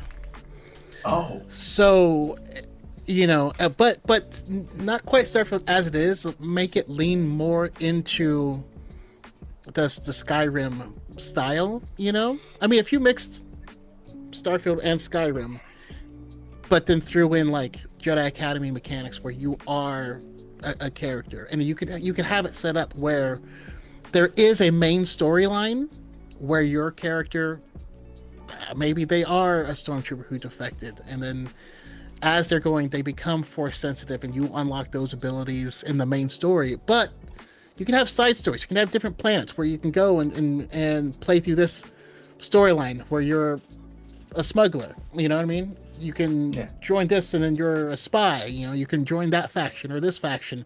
That's what I want. The answer's just have more Star Wars games, I think. That's what I'm hearing. Yeah. Goob says Shinobi was my main. Chuck Sickle, run and repeat. I mean, yeah. They're pretty annoying as well. Who would be a Shinobi archetype in a lightsaber duel game? The Stranger? No. But I mean, the literal ninjas from that one arc who rode the weird centipede worm.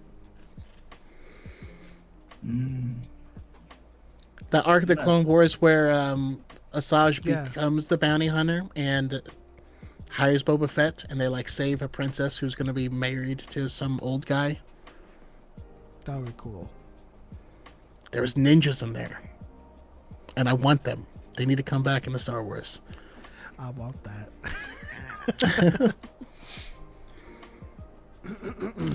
Phineas McCormick says, you wouldn't have to do much to make a Star Wars game with Zelda Tears of the Kingdom mechanics.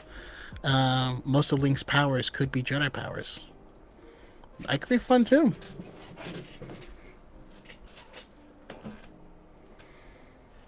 Yeah, no, I'm definitely into it. I was gonna say, do you think making a game is a bit more difficult than like this wishful thinking? No, like, it's just a coat of paint. Just slap it on. Don't worry about it. Oh, just take Link, get Jedi robes, bang. But no. Lord Goop says, but doing side stories makes sense to do, and not just up and leave the main story when in universe you should be focusing on it. I actually really love in like Oblivion and Skyrim that you have storylines that are completely disconnected. You know what I mean? Because rather than being pushed through the narrative of the story, you can just kind of live in the world, and but that's just my own personal thing. I want to be like, my guy is a thief, and I joined a thieves guild, and then get to the end of that, and like, now I'm gonna be an assassin. I don't know. That's how I do it. Obi-Sean says, I still need to play Outlaws. You should play Outlaws.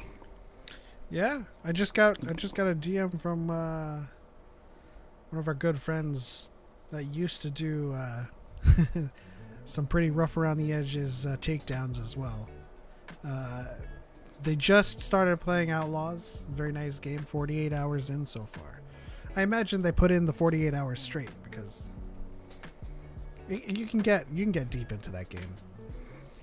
It's very easy to get lost. Just exploring Star Wars, hanging out with Snap Wexley. Hopefully that's not a spoiler, but the game's been out for a while. Yes. The main thing I want to get across to everybody here is that you don't need to make anything up to dislike a project. Yeah. And we don't need to make anything up to like one either. You know, I think we can all engage honestly with the stories of these without traveling into the politics surrounding it. You know, the thing with that happened with the Acolyte, everyone was just centered on Leslie Headland, the one writer that was the narrative check in the writer's room, the Charlie Bennett saying Anakin instead of Luke. Like, yeah, these are all things that are not part of the story, not part of the show. You should engage with the story honestly and authentically. And if you don't like it, that's better than saying I don't like it because Leslie Headland doesn't know Star Wars, even though she does. Probably knows more. I've listened to her speak. I've listened to her speak, and there was an interview she did, and she just started saying things, and I'm like, you know so much more than I do, and that is so impressive. Like, it made me just step back and go, oh my god, it's nice to just listen to someone who actually knows.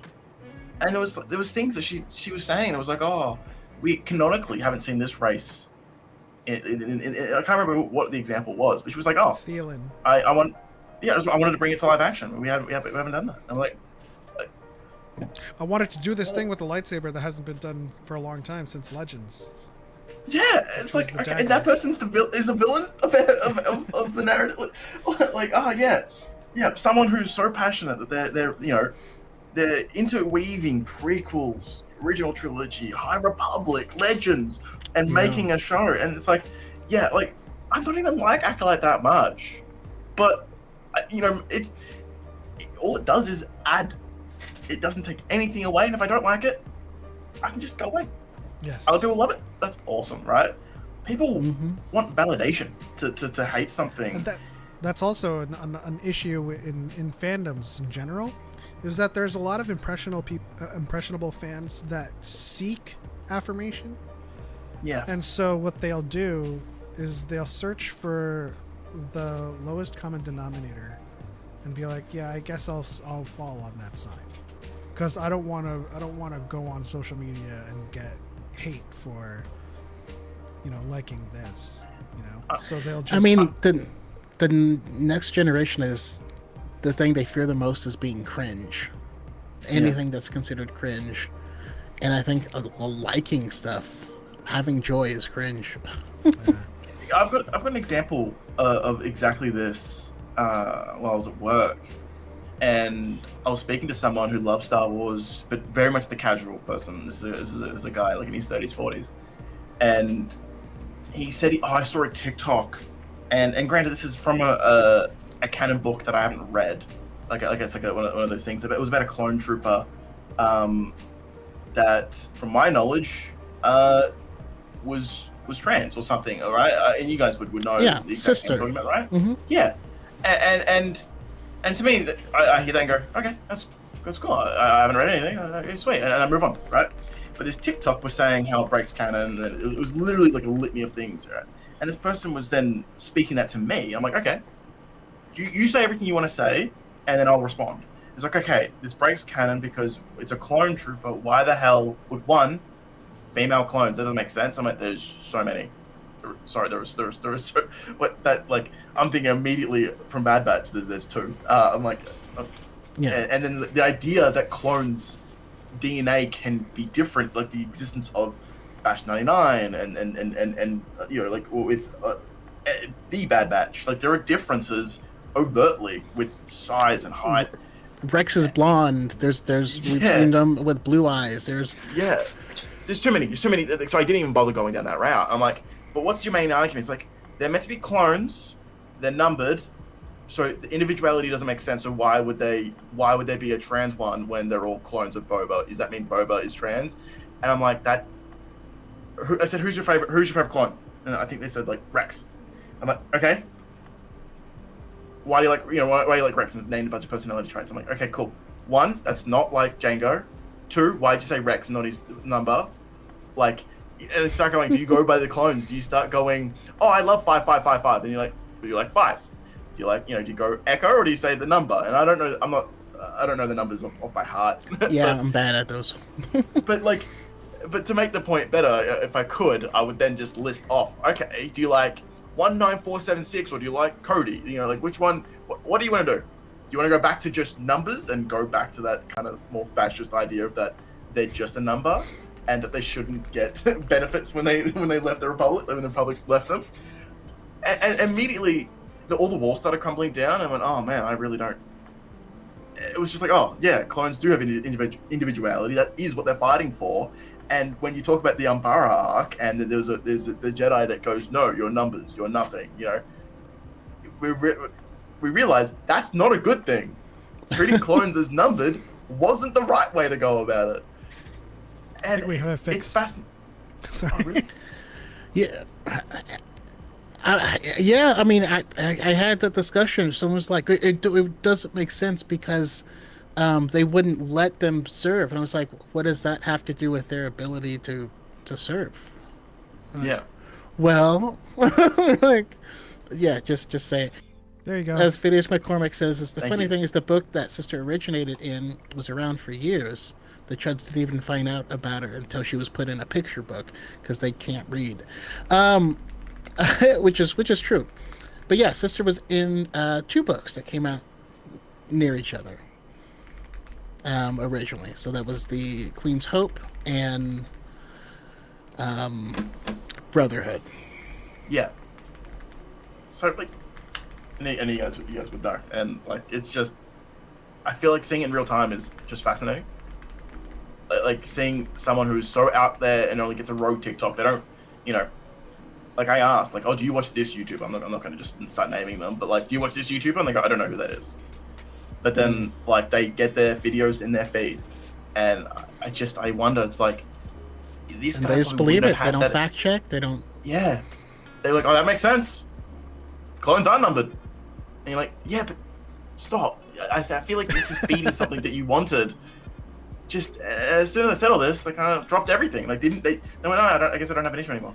I'm like, I can't do that for the 400,000 that watch that video and like those videos. And you're like, oh man, I just wish you engaged. Like, and to kind of touch on that anime thing, if I'm watching JoJo and I don't understand something, I typically just go, Araki probably has thought of what I'm thinking of, and I just need to look into it better.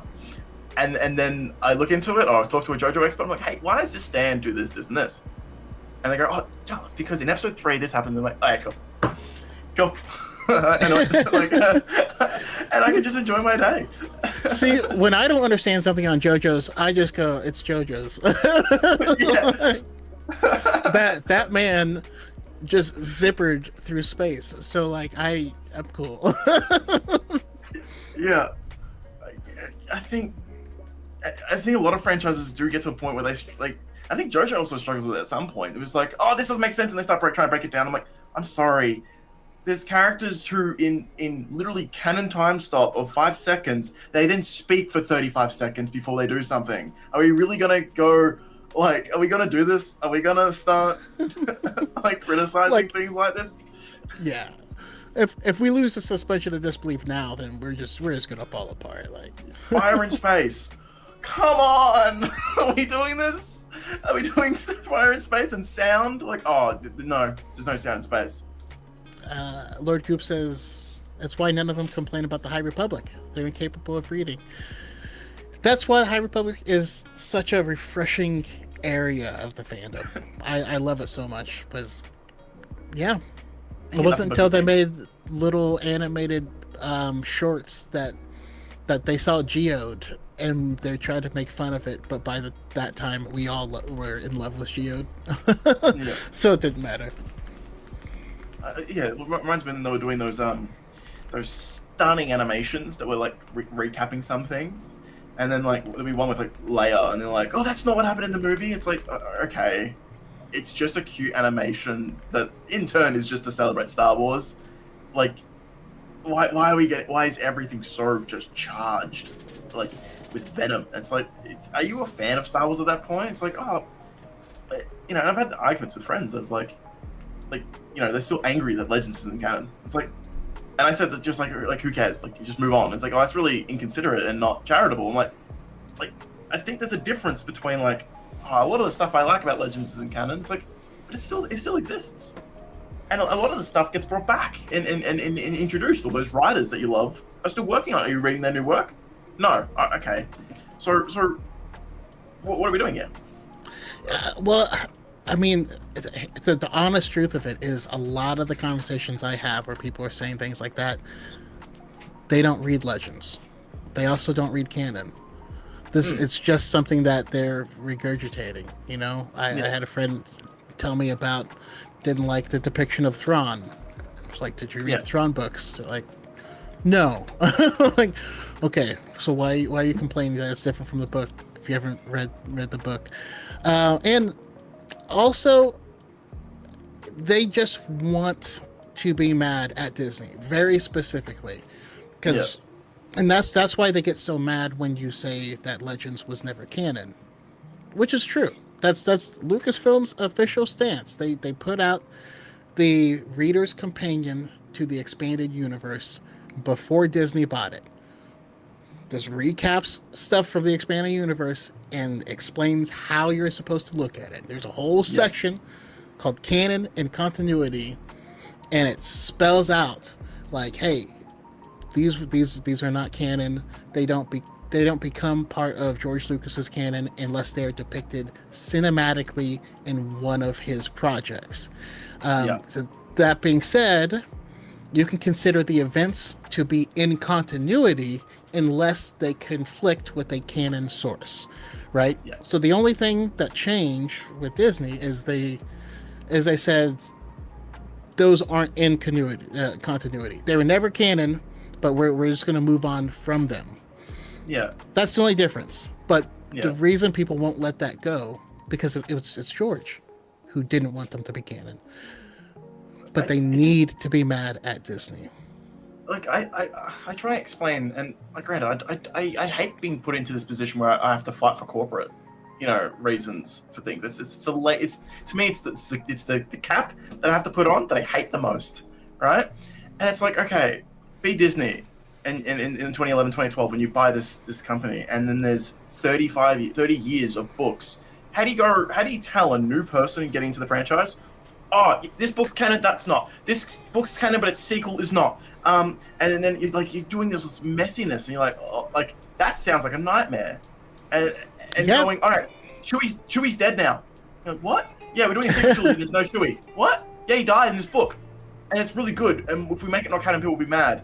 But if we just make Chewie alive, it then ruins the book. So it's like, and a lot of people are like, oh, but why didn't you just make everything canon that was good, and then just start Luke with the Jedi Order that he did in this Legends series that was popular? And I'm like, because like that doesn't work. You either wipe it away or you use it. But even it doesn't work because its own continuity was destroyed all of the time by George Lucas because George didn't see it as canon. There are, Karen Travis's book series, she had to just stop writing it because George just took a fat dump on Mandalorian lore to the point where she just couldn't keep writing. She's just like, sorry. People are still bitter about that. I just read this is why the series should be rebooted. Halo's kind of going through a similar discussion. I don't think it should be rebooted. We've got too many things that are great. Am I a proponent of? I would love to see Tony Gilroy do a redo of Rogue One, the original trilogy, just in the tone of Andor. Like, that would be awesome, right? But that's kind of just my personal bias. Is just curiosity to see that. That, like, if they if they try to reboot, that would probably be the worst thing possible, It would because just kill the franchise. the people who don't like it have decided not to like it. They've chosen not to like it, right? You are not going to win over those people. Yeah. But you will lose everyone. They've been sold a narrative, and you Yeah. know you can't undo it. They they operate where they're most likely to get the most engagement and monies. Because you'll notice, one of them, Nerdrotic, he realized that Sinners was doing well, and people loved the movie. Yeah. He comes out on live stream and he says, "Well, I'm not racist because I love Sinners." Well, where are all your videos on Sinners? You're not going to do Where's it. the 35, 30, 40 videos or every example like you cut away to where it's like, why can't this movie just be like Sinners? Right? Then- Why can't it be? Yeah, he has no review or video on Sinners, but he has 10 videos on why white people are being erased. And then even though I want to give her credit for being a bit genuine with this, but like Snarky J has to come out and say Andor is great because everyone is loving Andor, Yeah. you know. And I when a series is being bombarded by negativity, they're gonna cash in on it. Yeah. Was it one of you guys that tweeted? I think someone I respect tweeted it. And it was response to Tony Gilroy being a little mad that in the process of making Andor, they went and greenlit a book about K2SO and Cassian meeting for the first time. And he was like, he was just, on his panel just showing he's like, oh, and they went and did this. Like no, that's not what so I went and did a thing. And granted, it still works. Like, he's a spy. There are going to be fake stories. And I like that this comic still is a story within the world of Star Wars. But can you imagine if a show that wasn't popular, like imagine if on the Obi-Wan show or on Ahsoka, where a head creative just went, oh, I didn't like that Clone Wars episode. I just didn't like this. So I just didn't count it. Like, that would be torn to shreds. Imagine if John Watts just with the Skeleton Crew just went, oh, I just don't really like this aspect of this, so I just didn't consider it. I mean, right now they still complain about the Acolyte breaking canon, even though it doesn't. And the people who complain about that don't actually care about canon. I will visually be right back. Awesome. But yeah, I'm. But yeah, I mean, it's. So, sorry, the episode that you do finally get to come on and talk is the one where we're having all these technical difficulties. It's chill, bro. I'm just happy to talk to you guys. I love being able to talk to you guys. It's good. I just love talking Star Wars or talking the various different things. And I love being able to just like have a really weird question, and you guys just have the answer. Yeah, no, it's actually a bit of a problem because I put so many eggs in the Star Wars basket that there was just some things that I just missed completely. You know what I mean? Like, I didn't see Lord of the Rings until we watched it together like 2 years ago. There's just Harry a lot of Potter. stuff I just missed. Sorry, I saw an ant trail forming. Yeah, watch that And also like 2 years ago. I was at the outset of the forming of the First Order of ants, and before they could get to their target, I had to spray my peppermint spray on them so that they were like. You fired when you were ready. Yeah. I did what the New Republic didn't. You may fire when ready. By the way, that's a life hack. If you don't want to use any like bug sprays or chemicals, peppermint spray, they hate it. Bugs hate peppermint. Staves off spiders too. Anyways, this is Star Wars. Did we get anybody else in chat talking about their favorite Star Wars and why? I mean, we've both been going off on tangents here, but It's all yeah. Star Wars, Anyone watching in the chat, feel free to let us know what is your favorite Star Wars and why it is your favorite, and then we can discuss those. I did hint Charles, at it. you said ultimately your favorite is Empire, right? Yeah, Empire Strikes Back is my favorite. I did a letterbox and I was judging between Andor and Empire, and I was just like, Empire's just one of my favorite things ever. I just watch it and go, no, this is unreal. I think a tweet that sums it up is that there's a 3-minute sequence where this puppet is just talking to this blonde boy about believing in the mystic force thing, and then lifts a spaceship out of a swamp. And John Williams is just cooking hard on a score that is unbelievable, one of the best score moments in cinema history, and you just accept it and you're lifted away, and it's like that's what film is. That's what film can do. And you're like, I'm like, how can I? That's how what can got I me. sit? Yeah, it's ridiculous. Like, I can imagine just like younger me just watching that, just like being blown away of the mysticism surrounding it. And obviously the film's great pacing. It is just electric. Parts of the Star Wars films, like, this goes towards Return of the Jedi not doing it as well, but you have the Battle of Hoth, and it's just, all right, the first 15, 20 minutes is Hoth, and it sets up so much while also just being electric. He's AT-ATs, he's this, you got the starfighters with the hooks, and it's just, if you sit in a space of just acceptance, you just go, oh yeah, these spaceships have tow cables that can, and like, it's just awesome. Every single thing that the movie goes, oh, we're introducing this element. All right, cool. Force ghosts, cool. Tauntauns, all right, awesome. And countless times, I'm just sitting here just bewildered for 2 hours. I mean, we also got the incredible space chase with the when they're chasing the Falcon through the asteroid field, and the score in that is my favorite in all of Star Wars because it does everything. It does absolutely everything. It tells. You can listen to just that and understand exactly what's happening in the movie, even if you're not watching it. So in Melbourne, they're doing at the Melbourne Symphony Orchestra. They've been going through the history of films like these, John Williams and Alan Silvestri, and doing their movies live, full orchestra and thing. And my friend CJ was like, "Hey, I got an extra ticket. Do you want to come see Empire Strikes Back?"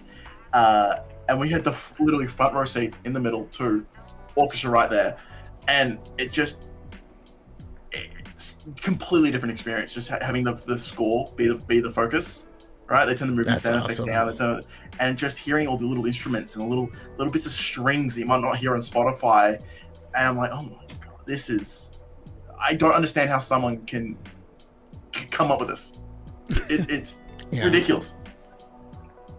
Obi-Sean says Empire is also always locked in at number 1. Somewhat unrelated, but a similar note is I recently missed the Naruto symphonic experience. I'm mutuals with one of the people who she just started singing these songs on TikTok, and now she's like, she sings for this symphonic thing. But yeah, they go around to different towns and they do songs from Naruto. I just think that's super cool. You want to go? Huh? Sorry to interrupt. You want to talk about chat? Is something from chat you saw? Yeah, D. Not the Winchester asks, do we have any lore on how the First Order rose to power? Lots of it. It's all in Bloodlines.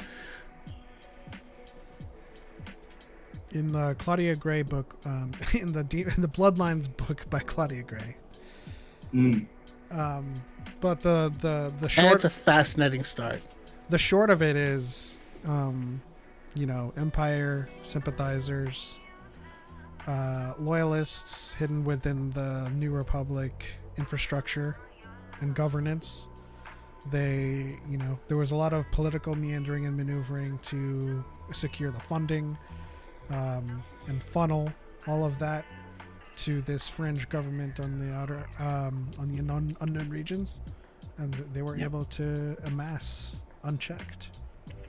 Leia saw all of the warning signs, and she created the resistance, which was unsanctioned, and that's the tragedy of it. In your opinion, with the world building, I feel like so much has been done to expand the original trilogy. Do you feel, from your experience of reading all of these books, that a lot of us haven't read, right? So for me, I feel like I'm a novice when it comes to the world building of the sequel trilogy, and I feel kind of like it's something I need to hunt more of, right? Because it's there. Do you feel the sequel trilogy, from a world building perspective, is really sound when you go actually read the Kylo comics, the Vader comics that connect to the sequel trilogy, and there's Bloodlines and a few extra books are there? Do you think right now you guys are content with, all right, cool, we're in a good spot with what Disney's done? I mean, there's still more that I would like to explore, but yeah, the big things are very much set up.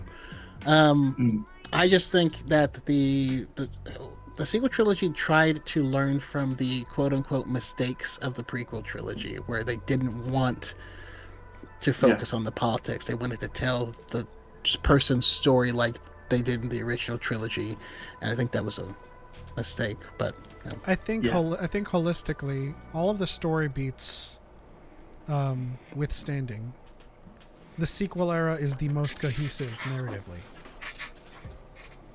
Adding more to it is just going to add more texture and context to it. But going from story beat to story beat, it's really, really tight, and that's why most of our issues with The Rise of Skywalker and the sequel movies are critical in nature, execution, story decisions.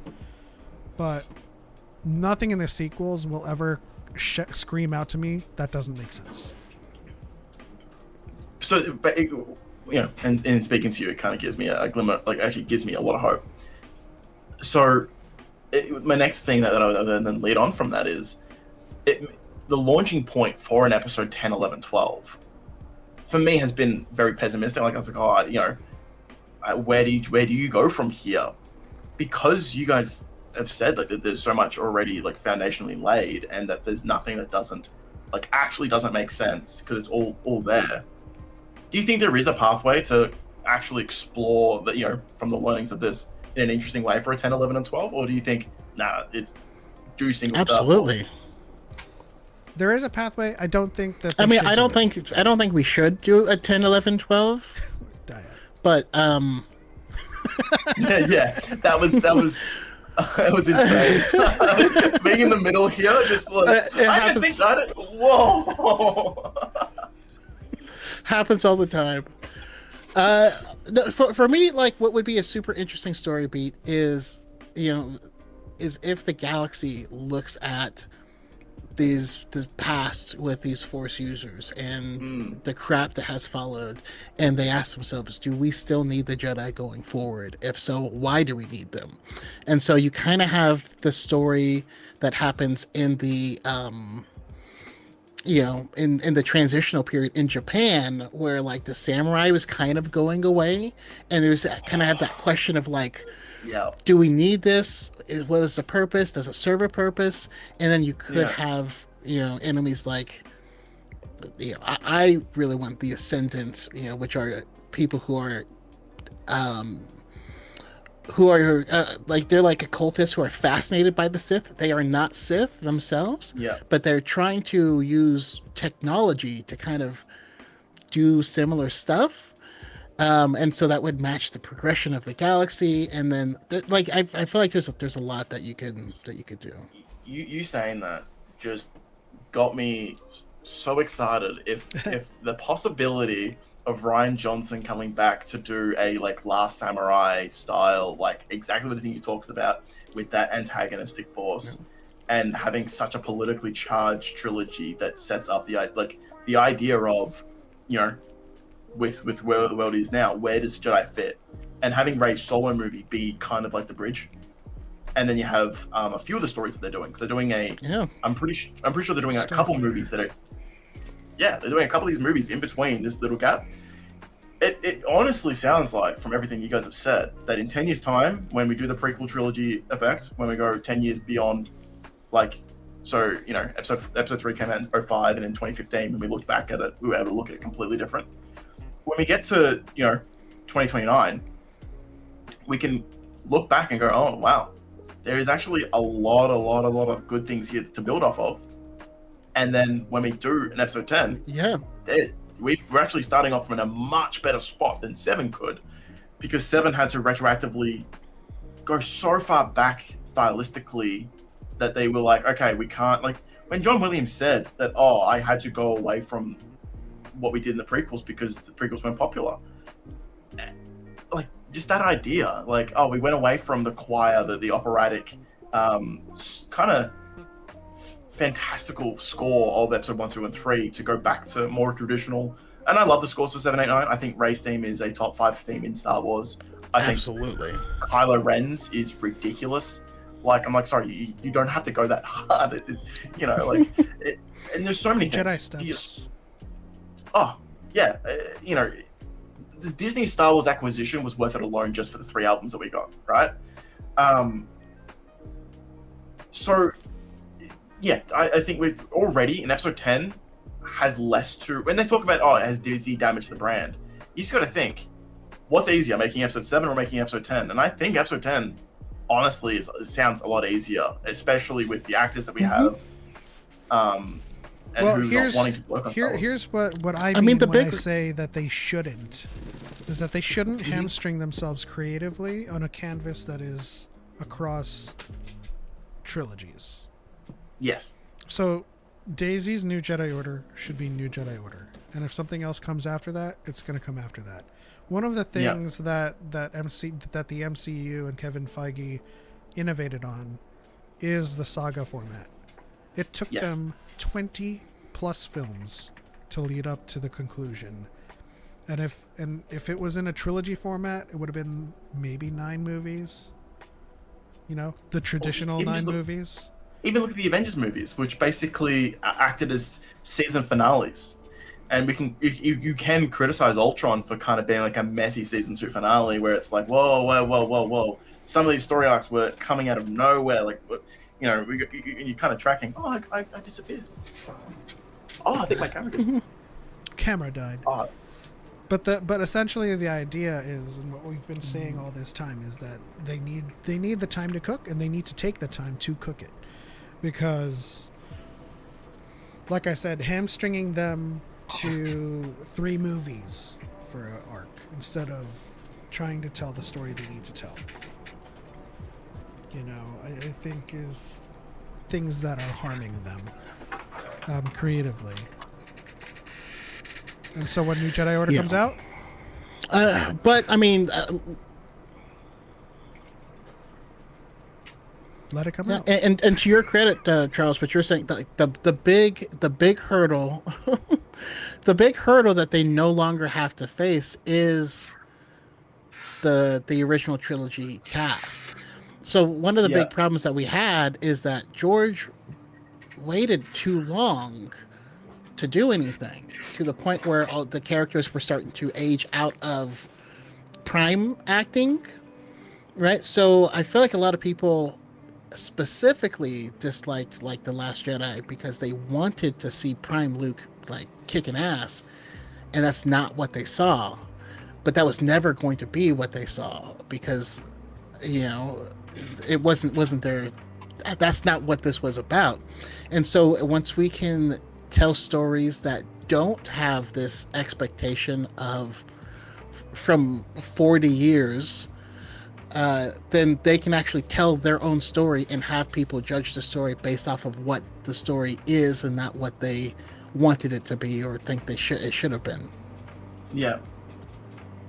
All right, so Average Cam asks on Twitch, anyone thought of an episode 0 where we maybe explore Palpatine and Plagueis, the pivotal events that lead to episode 1? I am not sure if there is a need for that. I just thought, hey, that might be cool, and yes, include the stranger. So there was an interview that Leslie Headland did post mortem, where I don't know if it was explicit, but she said in the last episode our goals were clear. We needed to show the stranger's master, and she doesn't name Plagueis, but the fact that Plagueis is there obviously is implicit in the fact that perhaps she meant that Plagueis is the stranger's master. I don't like the way that Wikipedia has taken that interview and made it canon that Darth Plagueis is his master. You can imply or infer as such from that answer, but that would be a really cool story to have in a show. I don't think we need a movie about it because, again, that story needs time to cook. I've come to realize that a lot of Star Wars needs time to cook. I mean, it's not a regular franchise, right? You can't just set it in Detroit and call it a day. Like they need, and additionally, if you're using the volume, that means all of your pre-production and stuff has to, all that has to be done before you shoot the scene. You can't set up everything how you want it to look and then shoot, so like there is, and it's really difficult to mix the two technologies. There's just a lot that has to happen in these. Personally, I don't think they should touch like a Plagueis Palpatine story. Like I want the Stranger. Give me the Stranger. But I think that the people who really, I mean, I love the Plagueis book, but for the fans who were very negative towards like the Acolyte, they will only hate it if you do something that ruins their Plagueis book. You just have to avoid them completely and tell other stories. Yeah, they're just going to come out of the woodwork telling lies about the Plagueis book because they never read it. Isn't it like the situation of like you give a rat a cookie type thing? Oh, what is it? Like you give them, you give, them a little bit, and they go, "Oh, why didn't you give me everything? Why isn't the show? It'll never be good enough." Yeah. You're like, oh, okay. Because like, it's with the sequels, right? The Force Awakens was too same, and then The Last Jedi did something different. It was like, this is too different. Yeah, and yeah. I can't. The app won't let me switch cameras. So my camera isn't quite. What camera are you gonna trying work? to? I'm trying to switch to. I've got an Elgato face cam, but the video source thing won't let me switch. I click on the arrow and then it disappears. But I do. Oh, you just did it for me. Oh my god! Thank you so much. How did you do that? Technology. Director's mode. Fair enough. That's unbelievable. It's obviously it's not like we as have a good. different guest. You've gone back to the light. Yeah, yeah. It's not as good as the other camera, but yeah, it's not black screen of nothingness. Currently listening to the Plagueis novel, so I really wanted to see more. So the Acolyte's cancellation just hurts all the more. I mean, it really did hurt. There was a lot of I had a lot of critical issues with the Acolyte, but I did enjoy its story, and just kind of hamstringing it right as it was getting its stride. I don't know. It soured my mood for them to kind of clip its wings that early. They at least deserve the second season to really work out the kinks. But the story and the narrative was so breathtaking, and something we hadn't explored before. Goob, where are you in the Plagueis book? Let me know.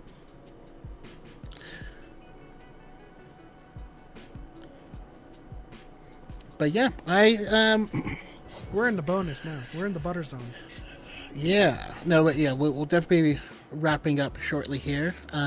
But since we're in the bonus zone, I gotta ask. Y'all have any hot takes, any piping hot takes that you want to toss out there? What do we got? What are we cooking with? That includes everyone here in the chat.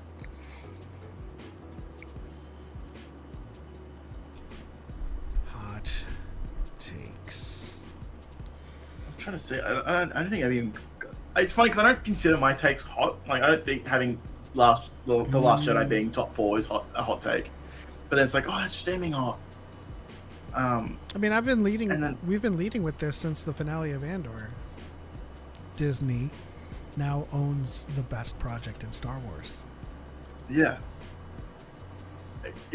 We can default to, like, if people go, oh, Disney stuff, it shouldn't have happened. And like, yeah, but we lose Andor. And you actually we'll get a stutter out of a lot of people. We go, oh, yeah, okay. You know, normally I go, well, we lose the Last Jedi, and they go, good. I'm like, oh, fuck, that didn't work. What I want to know is, for the people who think that Star Wars is dead or Star Wars died recently, where does that leave you with Andor, if you enjoyed it? Yeah. See, that stuff. My mom literally just texted me about Andor. She watched it. I didn't tell her to watch it, but she loved it. That makes me happy. I've been puppeting, just going around telling people, like, have you watched Andor? I was like, what's Andor? I heard it was bad. I'm like, no, watch Andor. It's the best thing. Just go, watch it. And I've been just spreading the word. Do we think this? My cat's doing this new thing where he hides behind my monitor and attacks my hand when I need to use my mouse. Do you think the story of the Acolyte will return to visual media, be that under a different name or animation? I think for optics' sake, that's the only option they have. I mean, you can't get away from canceling the Acolyte, right? So they might go on with The Stranger, or they might make The Tragedy, you know? I feel like they have to, like, the story there immediately asks so many questions that, like, now it's like, oh, well, you need to keep going, like, please. And a season 2 would have been perfect. Especially, like, we get a glimpse at what lightsaber combat could be with that team. And so, no, that's not coming back hurts. But, like, make a comic, make a novel, you know, do something with it. Because there's too much, like, that would change Star Wars. I have a hot take. And it's still popular. People are still watching the show. It's still one of the most popular things on Disney+. What's the hot take? George Lucas had all of the answers and still fumbled the ball. Let me explain. Yeah. He had episode 4, 5, and 6. Mm-hmm. And when he did 1, 2, and 3, it wasn't the best thing in the world. And people like to rag on the sequels, but they had the hardest job to do, which was tread new ground. They didn't have an episode 10 to connect to. George had an episode 4. He knew exactly where Anakin was going. Yeah. The sequels didn't know. They had what happened at the end of Return, and they had to make something up. And when Kathleen Kennedy says that, they go, what do you mean? What do you mean? You had the treatments and books to do. Which one do you connect to? Like, and which audience of fans do you slight? Yeah. Like, if Mara Jade showed up in episode 9, do you think those Mara Jade fans will go, oh my god, awesome, this is great? No, that's not the reaction. It'll be, hold on, no. hold on. I just had a thought. Could you imagine? There's been no one for so long. Who are you? And she goes, Rey. And she looks at Luke and Leia. Rey who? And she just answered, never mind, Mara Jade. Oh my, to end the movie like that would be actually hilarious. I'm telling you, man, she was the Emperor's, I mean, considering which parts of the body Dathan came from, she could have been the Emperor's right hand.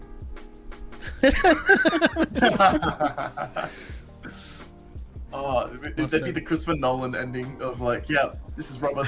Like, no, but seriously, my hot take, like, boils down to that. The sequels had a lot of storytelling, heavy lifting to do, and the prequels just had to lead to that one thing. And it could have been told in many different ways.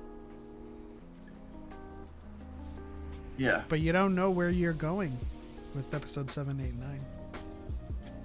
8, 9. I also want to say, I don't know how I could frame this hot take. I think that George Lucas's trilogy would, while awesome for lore and everything, people forget how poorly made and rushed the prequels were. When episode 2, half the stuff we see are reshoots, and there's a reason why Obi-Wan's beard changes every shot. It's because, like, I read a thread of just, this was shot in 01, this was shot in like 02, this was shot, and it was just going back and forth, like, this is all brand new footage, this is this, and it's like, do you want to, in today's movie making style, do you think George Lucas at 70, like, you know, how old he would, whatever age would have been, when he was saying, I wanted to be with my children, do you think that guy is the guy to spearhead directing 3 new movies? We saw J.J. Abrams struggle to do 2. And that's J.J. Abrams, who's arguably one of, like, the trustworthy guys to handle one of these IP. He did, you know, 2 Star Treks. He did TV shows, and he was struggling under the weight of pressure. And kind of going through his Attack of the Clones with The Rise of Skywalker, with how they had a deadline, and, you know, in losing Carrie Fisher, there was rewrites, and then the shooting was compromised, and a bunch of things were compromised during filming. And to get a movie out was already, like, in Hollywood circles, he would have been respected for getting a movie out with the strict restrictions that he got, right?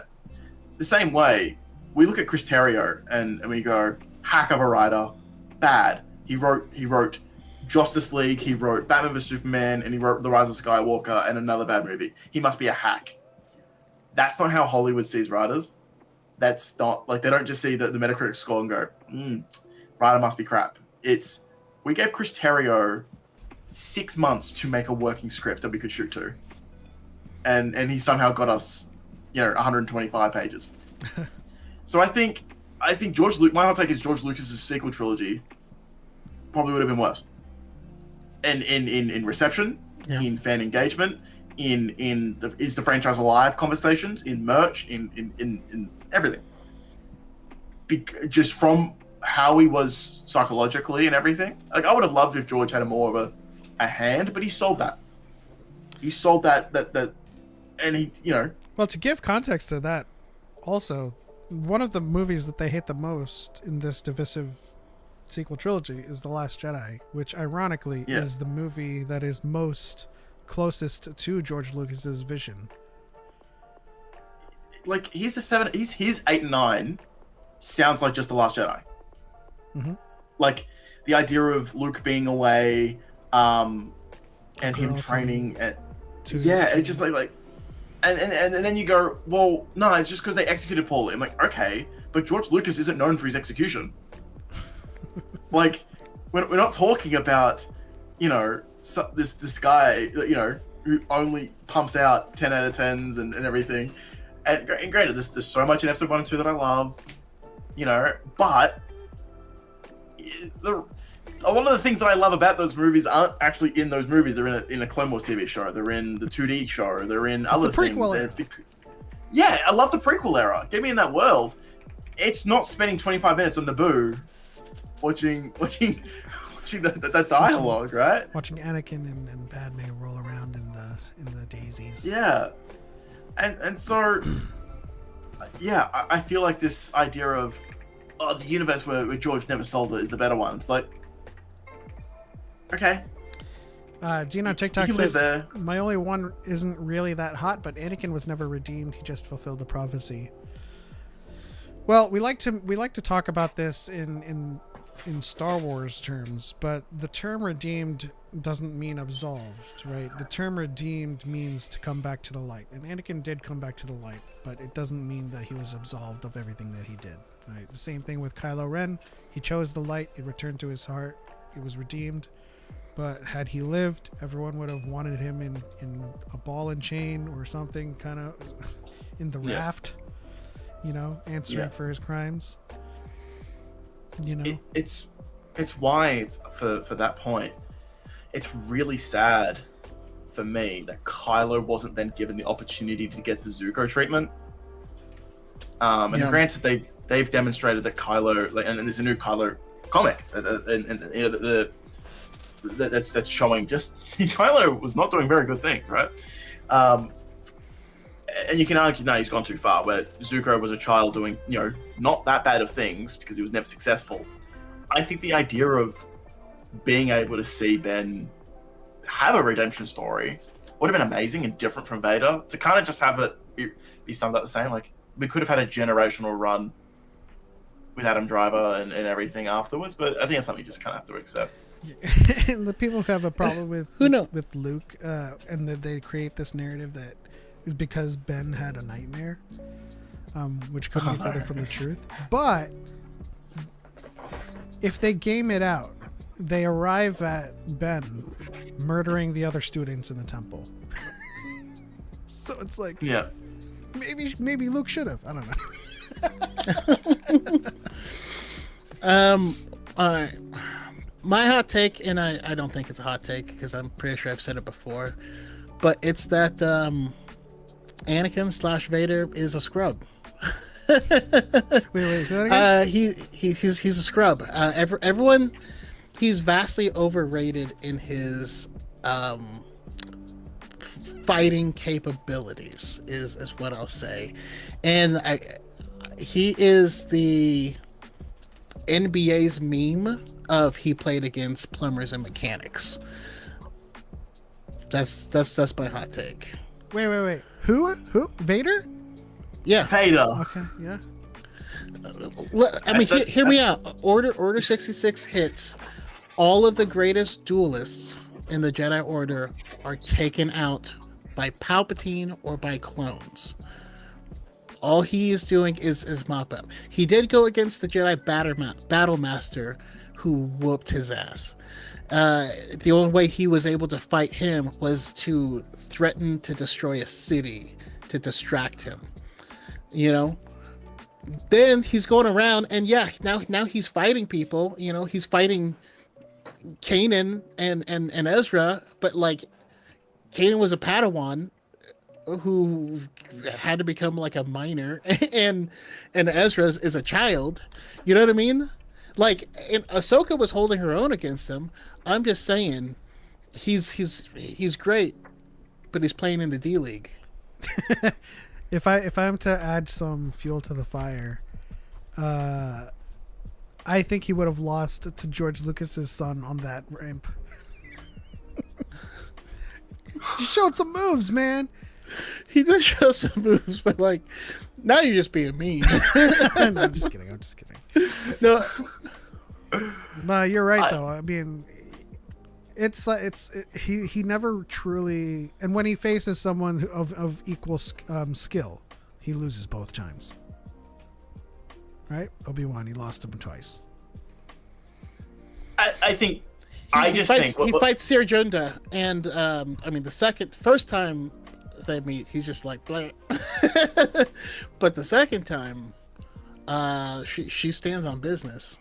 Look, I wasn't alive during the 90s, but wasn't there a certain team that beat Jordan twice? Was it like the Celtics or something? It was something like Jordan has 6-0 in the finals, but when he met like a team, he lost both times. Yeah, I mean, think Obi-Wan is just the Celtics. There's well, the actually thing quite is, a few times, but he got swept in the first round quite a bit. Well, a lot of people misconstrue this adage with Michael Jordan because he wasn't facing juggernauts. His team was the juggernauts. His team had the target on his back. Yeah. Look, I'm a LeBron guy, so You're a LeBron guy? Oh, we're gonna have this conversation. Me too. You are? You think LeBron is the GOAT over Michael MJ? I do. I think and I think I see this a lot in basketball. I find it really weird, the obsession of just like rings or winning just the championship. Rings. Well, sure, but the go-to is 6-0, and I'm like, okay, some of the best AFL players. I'm going to go to Australia. Like, it's a team sport, right? Just because That's like not my go-to. Haaland played. Let's game this out really quickly because this Oh, is you're, bonus. I do. You're gonna do laps around me. I don't. I watch basketball from this perspective of who's playing. All right, sweet. I hope that one wins. Scoring titles, plus minus, all defensive titles. Yes, his record in the finals as well, and he still leads LeBron in I forget which ones in 30 plus games, and he hasn't played as long as LeBron. So the stat that I don't get, right? So he's 6-0 in finals, right? But I don't know why that's so special. When is it? So LeBron's what, won 4 or 5? How many is it? He's like at lost. 4. He's at 4, then he's lost 3 or something, right? No, he's made it to 10 finals. Okay. I don't know why that's an indictment on his career. It's not an indictment. A lot of people they go like, "Oh, how many times has he lost in the finals?" I'm like, but he got there. Whenever I entertain these conversations, it's not to say that LeBron is bad. It's just MJ did better in his shorter career than LeBron, and LeBron is still playing. And that's where I'd have to disagree, because I feel like we act like Jordan played for 6 years, like he played for 15 years. There's a lot more to it, but ultimately, where I come down on it, because there's certain accolades that I don't care about as much because I was there, because I watched them. I watched LeBron be like all defensive player in 2013, but they still gave it to Marc Gasol for no reason. I remember them giving certain accolades to one of them went to the dude with the long hair. He played on the Phoenix Suns, and yeah, one of them went to Steve Nash. There's there's a bunch of ones that, like, LeBron was the clear front runner who should have gotten it, and it went to some veteran who's amazing, who should have. It's kind of like an Oscar when they get snubbed, so they win the next year for like a different project. That's kind of how I feel. But if we're looking at careers start to finish, it's hard to argue with LeBron, with what LeBron is still doing. And people look at longevity like it's a negative. No, Jordan would still be playing if he could. Jordan played at 40. He was not good. What he's doing, not to mention his records, LeBron's records, he was always the youngest to each of the records too. So it's being the best for an extended period of time, right? He's younger than MJ when he passes MJ. He's younger than Kobe when he passes Kobe. You know, I think he's been the GOAT since 2016, when, you know, I mean, like the highlight for Michael would be the 72 win Bulls, which were incredible. Mind you, my family obsessed with basketball. My father from Chicago. I grew up in a Tony Kukoc jersey, right? We had every single one of the finals on a VHS tape, and me and my dad watched them at least once a month. So like I've lived it, but you know, then seeing LeBron beat a 73 win team by himself, if you rewatch that series, everyone on his team it was just him and like Deladova, and they came back from that 3-1, which is like statistically impossible. That was the greatest basketball playing I've ever seen. He led both teams in points, in steals, in blocks, and in assists. That's crazy. So like that peak, I think, is the highest peak I've ever seen. The longevity of his career, I think, is also untouched. So if you have the peak, I'll give you a longevity, but the peak is I'm totally pushing back on, because Jordan played in an era without freedom of movement. And if Jordan played in this era with no hand checking and freedom of movement, he would be unstoppable. And that's where I would have to, because LeBron, since he's played so long, has played in all of these different eras and has still been the best throughout all of them. People go, oh, LeBron flops. He wouldn't be able to last in the more physical game. Like, no, that makes it easier for him. You see, a big and strong, that it would actually be easier for him then. So, I love that I started this. I have no ball in this race, like holes in this race. That's just like. I mean, at the end of the day, we're still a dyad. easiest... It's not going to be like a freaking. Yeah. There's not going to be a falling out over this. I'm still going to think that MJ did more, and he's going to think that LeBron did more. So. Well, one of my final and like big things is that we actually have a cool thing that we can use to measure it. Right? Jordan retired for a year. So the year before he retired, the Bulls won like 56 games. And then he retired, and the Bulls without him won 55 games. They were still a top tier team, even without Jordan. Yes, he was the best player on that team. Absolutely. If you look at any of LeBron's teams, when he left, their record when he was there versus when he was gone, it's night and day difference. Like when he left the Cavs, they won like 11 games the next season. Like it was sad.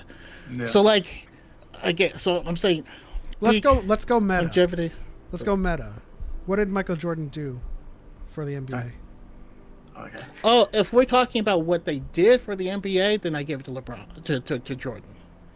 Jordan superseded the sport. He rose above it. There's people, The logo. NBA players now making millions what the big because of Jordan. With the shoe brands and stuff like that. There's like he did what Dragon Ball Z did for anime. Like he brought it over here and got us all hype, and now we're super that goes to MG hands down. That's not even LeBron, Kobe, and someone else are the big three. Like is that what? All right. Well, okay. So before we like skirt back into Star Wars, let's do our Mount Rushmore and not argue about it, right? Because we all have our different reasons, personal reasons, obviously. Okay, it's MJ for me. MJ, Kobe, Shaq, Allen Iverson, LeBron, and a special shout out to Kyrie Irving. But still, that's my Mount Rushmore. And I know that there's a lot. There's Wilt and there's Hakeem and there's a lot of really old school cats I'd be checking Curry on that, but I'm not the biggest. No, I mean Curry deserves more accolades, but I feel like the NBA commentators are too much of old heads to consider him. I think they still consider him as like new, even though he's like 3 points and stuff. Yeah. Hey, Curry could be my 6. You don't know. No, I'm not saying that. Also, LeBron passed Jordan's scoring with like 1,500 less shots. He was a better shooter. Yeah, he takes more high percentage shots because he's a forward. Oh. Yeah, he's not a guard. Yeah. But he is also one player that can play all 5, both on both ends of the court, which is crazy. Anyways, Dr.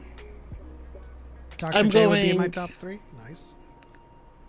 Yeah, Dr. J actually is my 3. So I'm going LeBron, Jordan. I'm going Dr. J. I am going.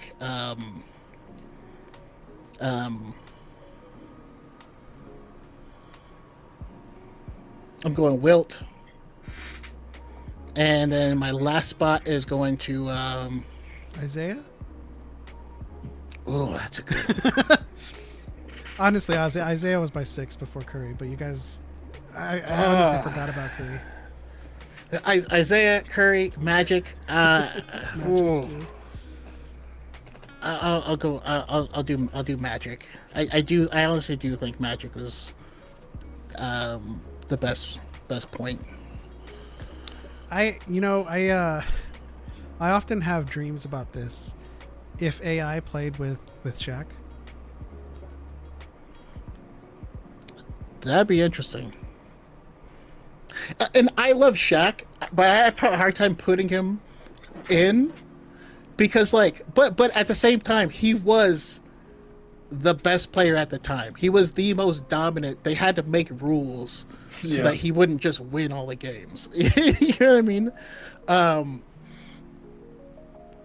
I feel like AI would be like a 40+ PPG with Shaq. Yeah. AI could put the ball up from wherever he wanted to, and then Shaq will just be there to clean up. Or he could just be, because AI just attacked the paint all the time too. Yeah. He would just attack the paint. He has the gravity. He would get the double, pass it off to Shaq, finish, would close out. If Shaq gets the double, pass it off to AI. He's right there. He finishes. Oh man! I still think about that play where Shaq dunks it, and just like yanks and just like knocks the dude down in the most disrespectful manner. It was, he played dirty. He did, didn't they face off in the finals? No, I meant AI and Shaq on the same team.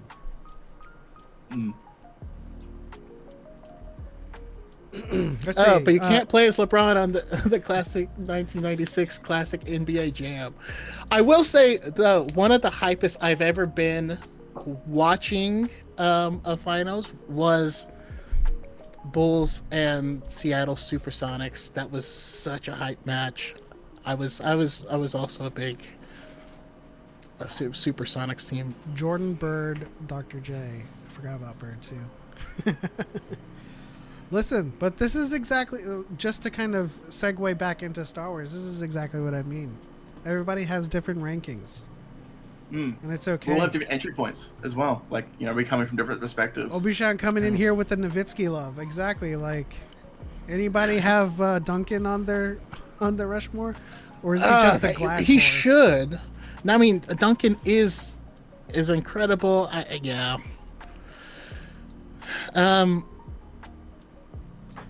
I always feel weird now with Dirk because I'm curious what he would do nowadays. Now, of course, he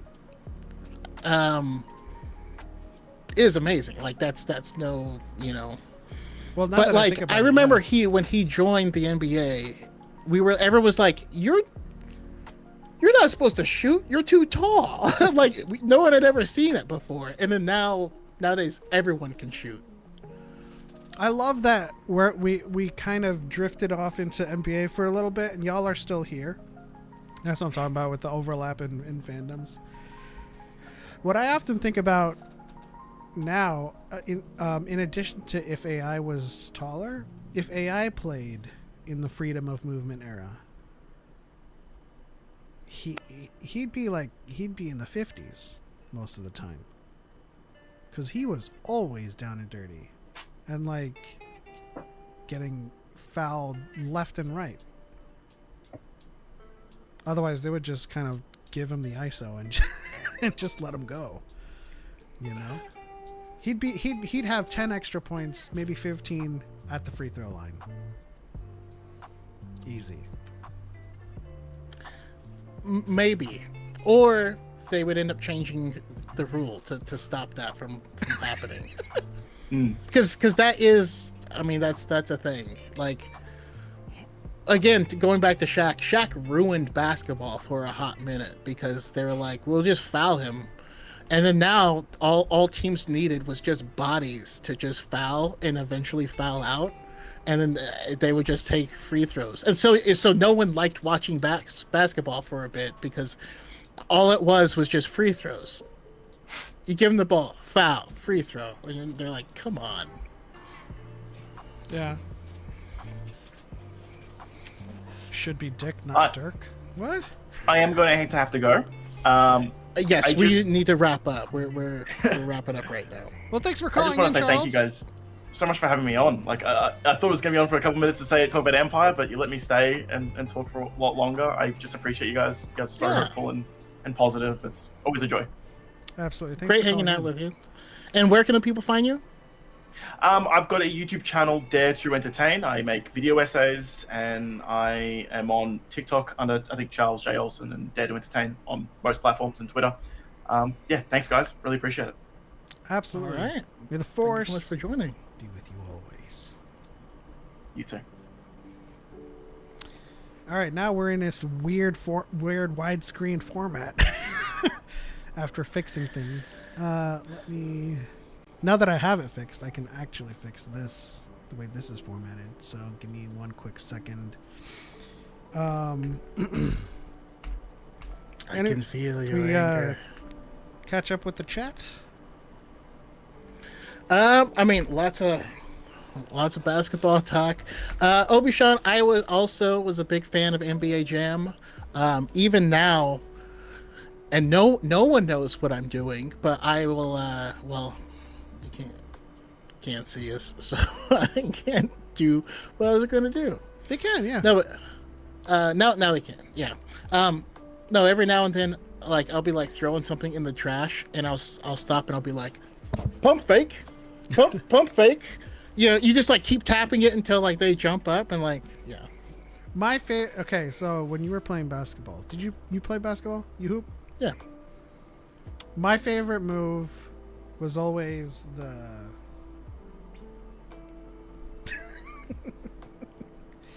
So I do a little cross through the legs, and then just look up, just a little bit. You know, just that hezzy. You know what I mean? Oh yeah. No, that's... I actually, which was funny. I wasn't mostly the look up, but I'd cross, and then I would do like the lazy stutter step, where you're like, you know, where you kind of make it go in slow motion, you know. But yeah, a lot of my stuff. Okay, so I also came up in the era. I lived in Sacramento. This was late 90s, early 2000s. So we had Jason Williams, and he shaped how all of us played basketball at that point in time. We had our own and one names back in the day, growing up. Can you guess mine? Soy sauce. Close. It did, because my favorite and one player was hot sauce, but it did have that effect. But you're close. Hoisin sauce? It was sweet and sour. Okay. I did not have my own and one name, sadly. Everyone just called me Sexual Chocolate. What cheat moves or devices would you utilize to dunk a basketball?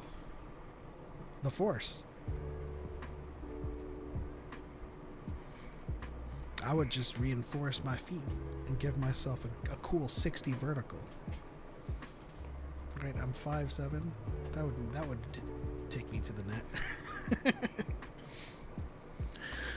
And that's why what I want to see is like an Avengers versus X-Men basketball game. Jeez.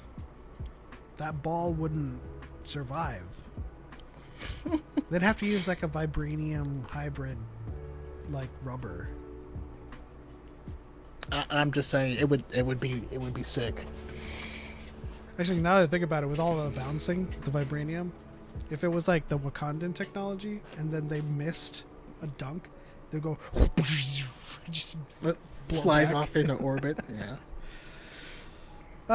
All right, let's see. The results of the poll is 82% of you have given this live a thumbs up, which means not all of you have given us a like. From downtown, he's on fire. You know what? Pump fake. Pump.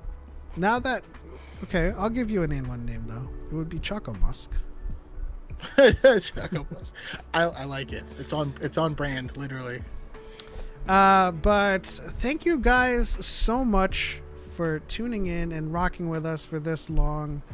The message I want to leave you guys with is like what you like, dislike what you don't like. Never try to make things up to justify those things, and never feel misplaced as a Star Wars fan, because we're all Star Wars fans, no matter what. And as this community continues to grow, the tide's gonna rise, and we are slowly gonna take over. Point. Choco, what are your final messages? I just saw Spooky Kitty's comment. I'm thinking Spider-Man at the point card, Hulk at the 5, and then like on the X-Men side, they got like Nightcrawler at the point and Colossus at the 5. Like it would be such a good game. Damn. You know? I put Juggernaut at the 5. Juggernaut at the 5. Colossus at the 4. I think Wolverine on the 1. Ooh. Gambit on 2. And You gotta have Jean Grey in there because she can shoot. Kinda. I'm surprised. Spooky Kitty says I'd be Lil Pump Fake. I'm surprised that wasn't like Lil Padme. Or like Padme's coattails or something. Anyways, that'll do it for this episode of DYAD in the Force. We'll see you guys next week on Friday. Who knows what the topic will be? We'll see as the week of news goes on. But yeah, that's it. On to the next one. For Light and for Life. We are all the goats. And may Dr. J dunk on your heart. Always.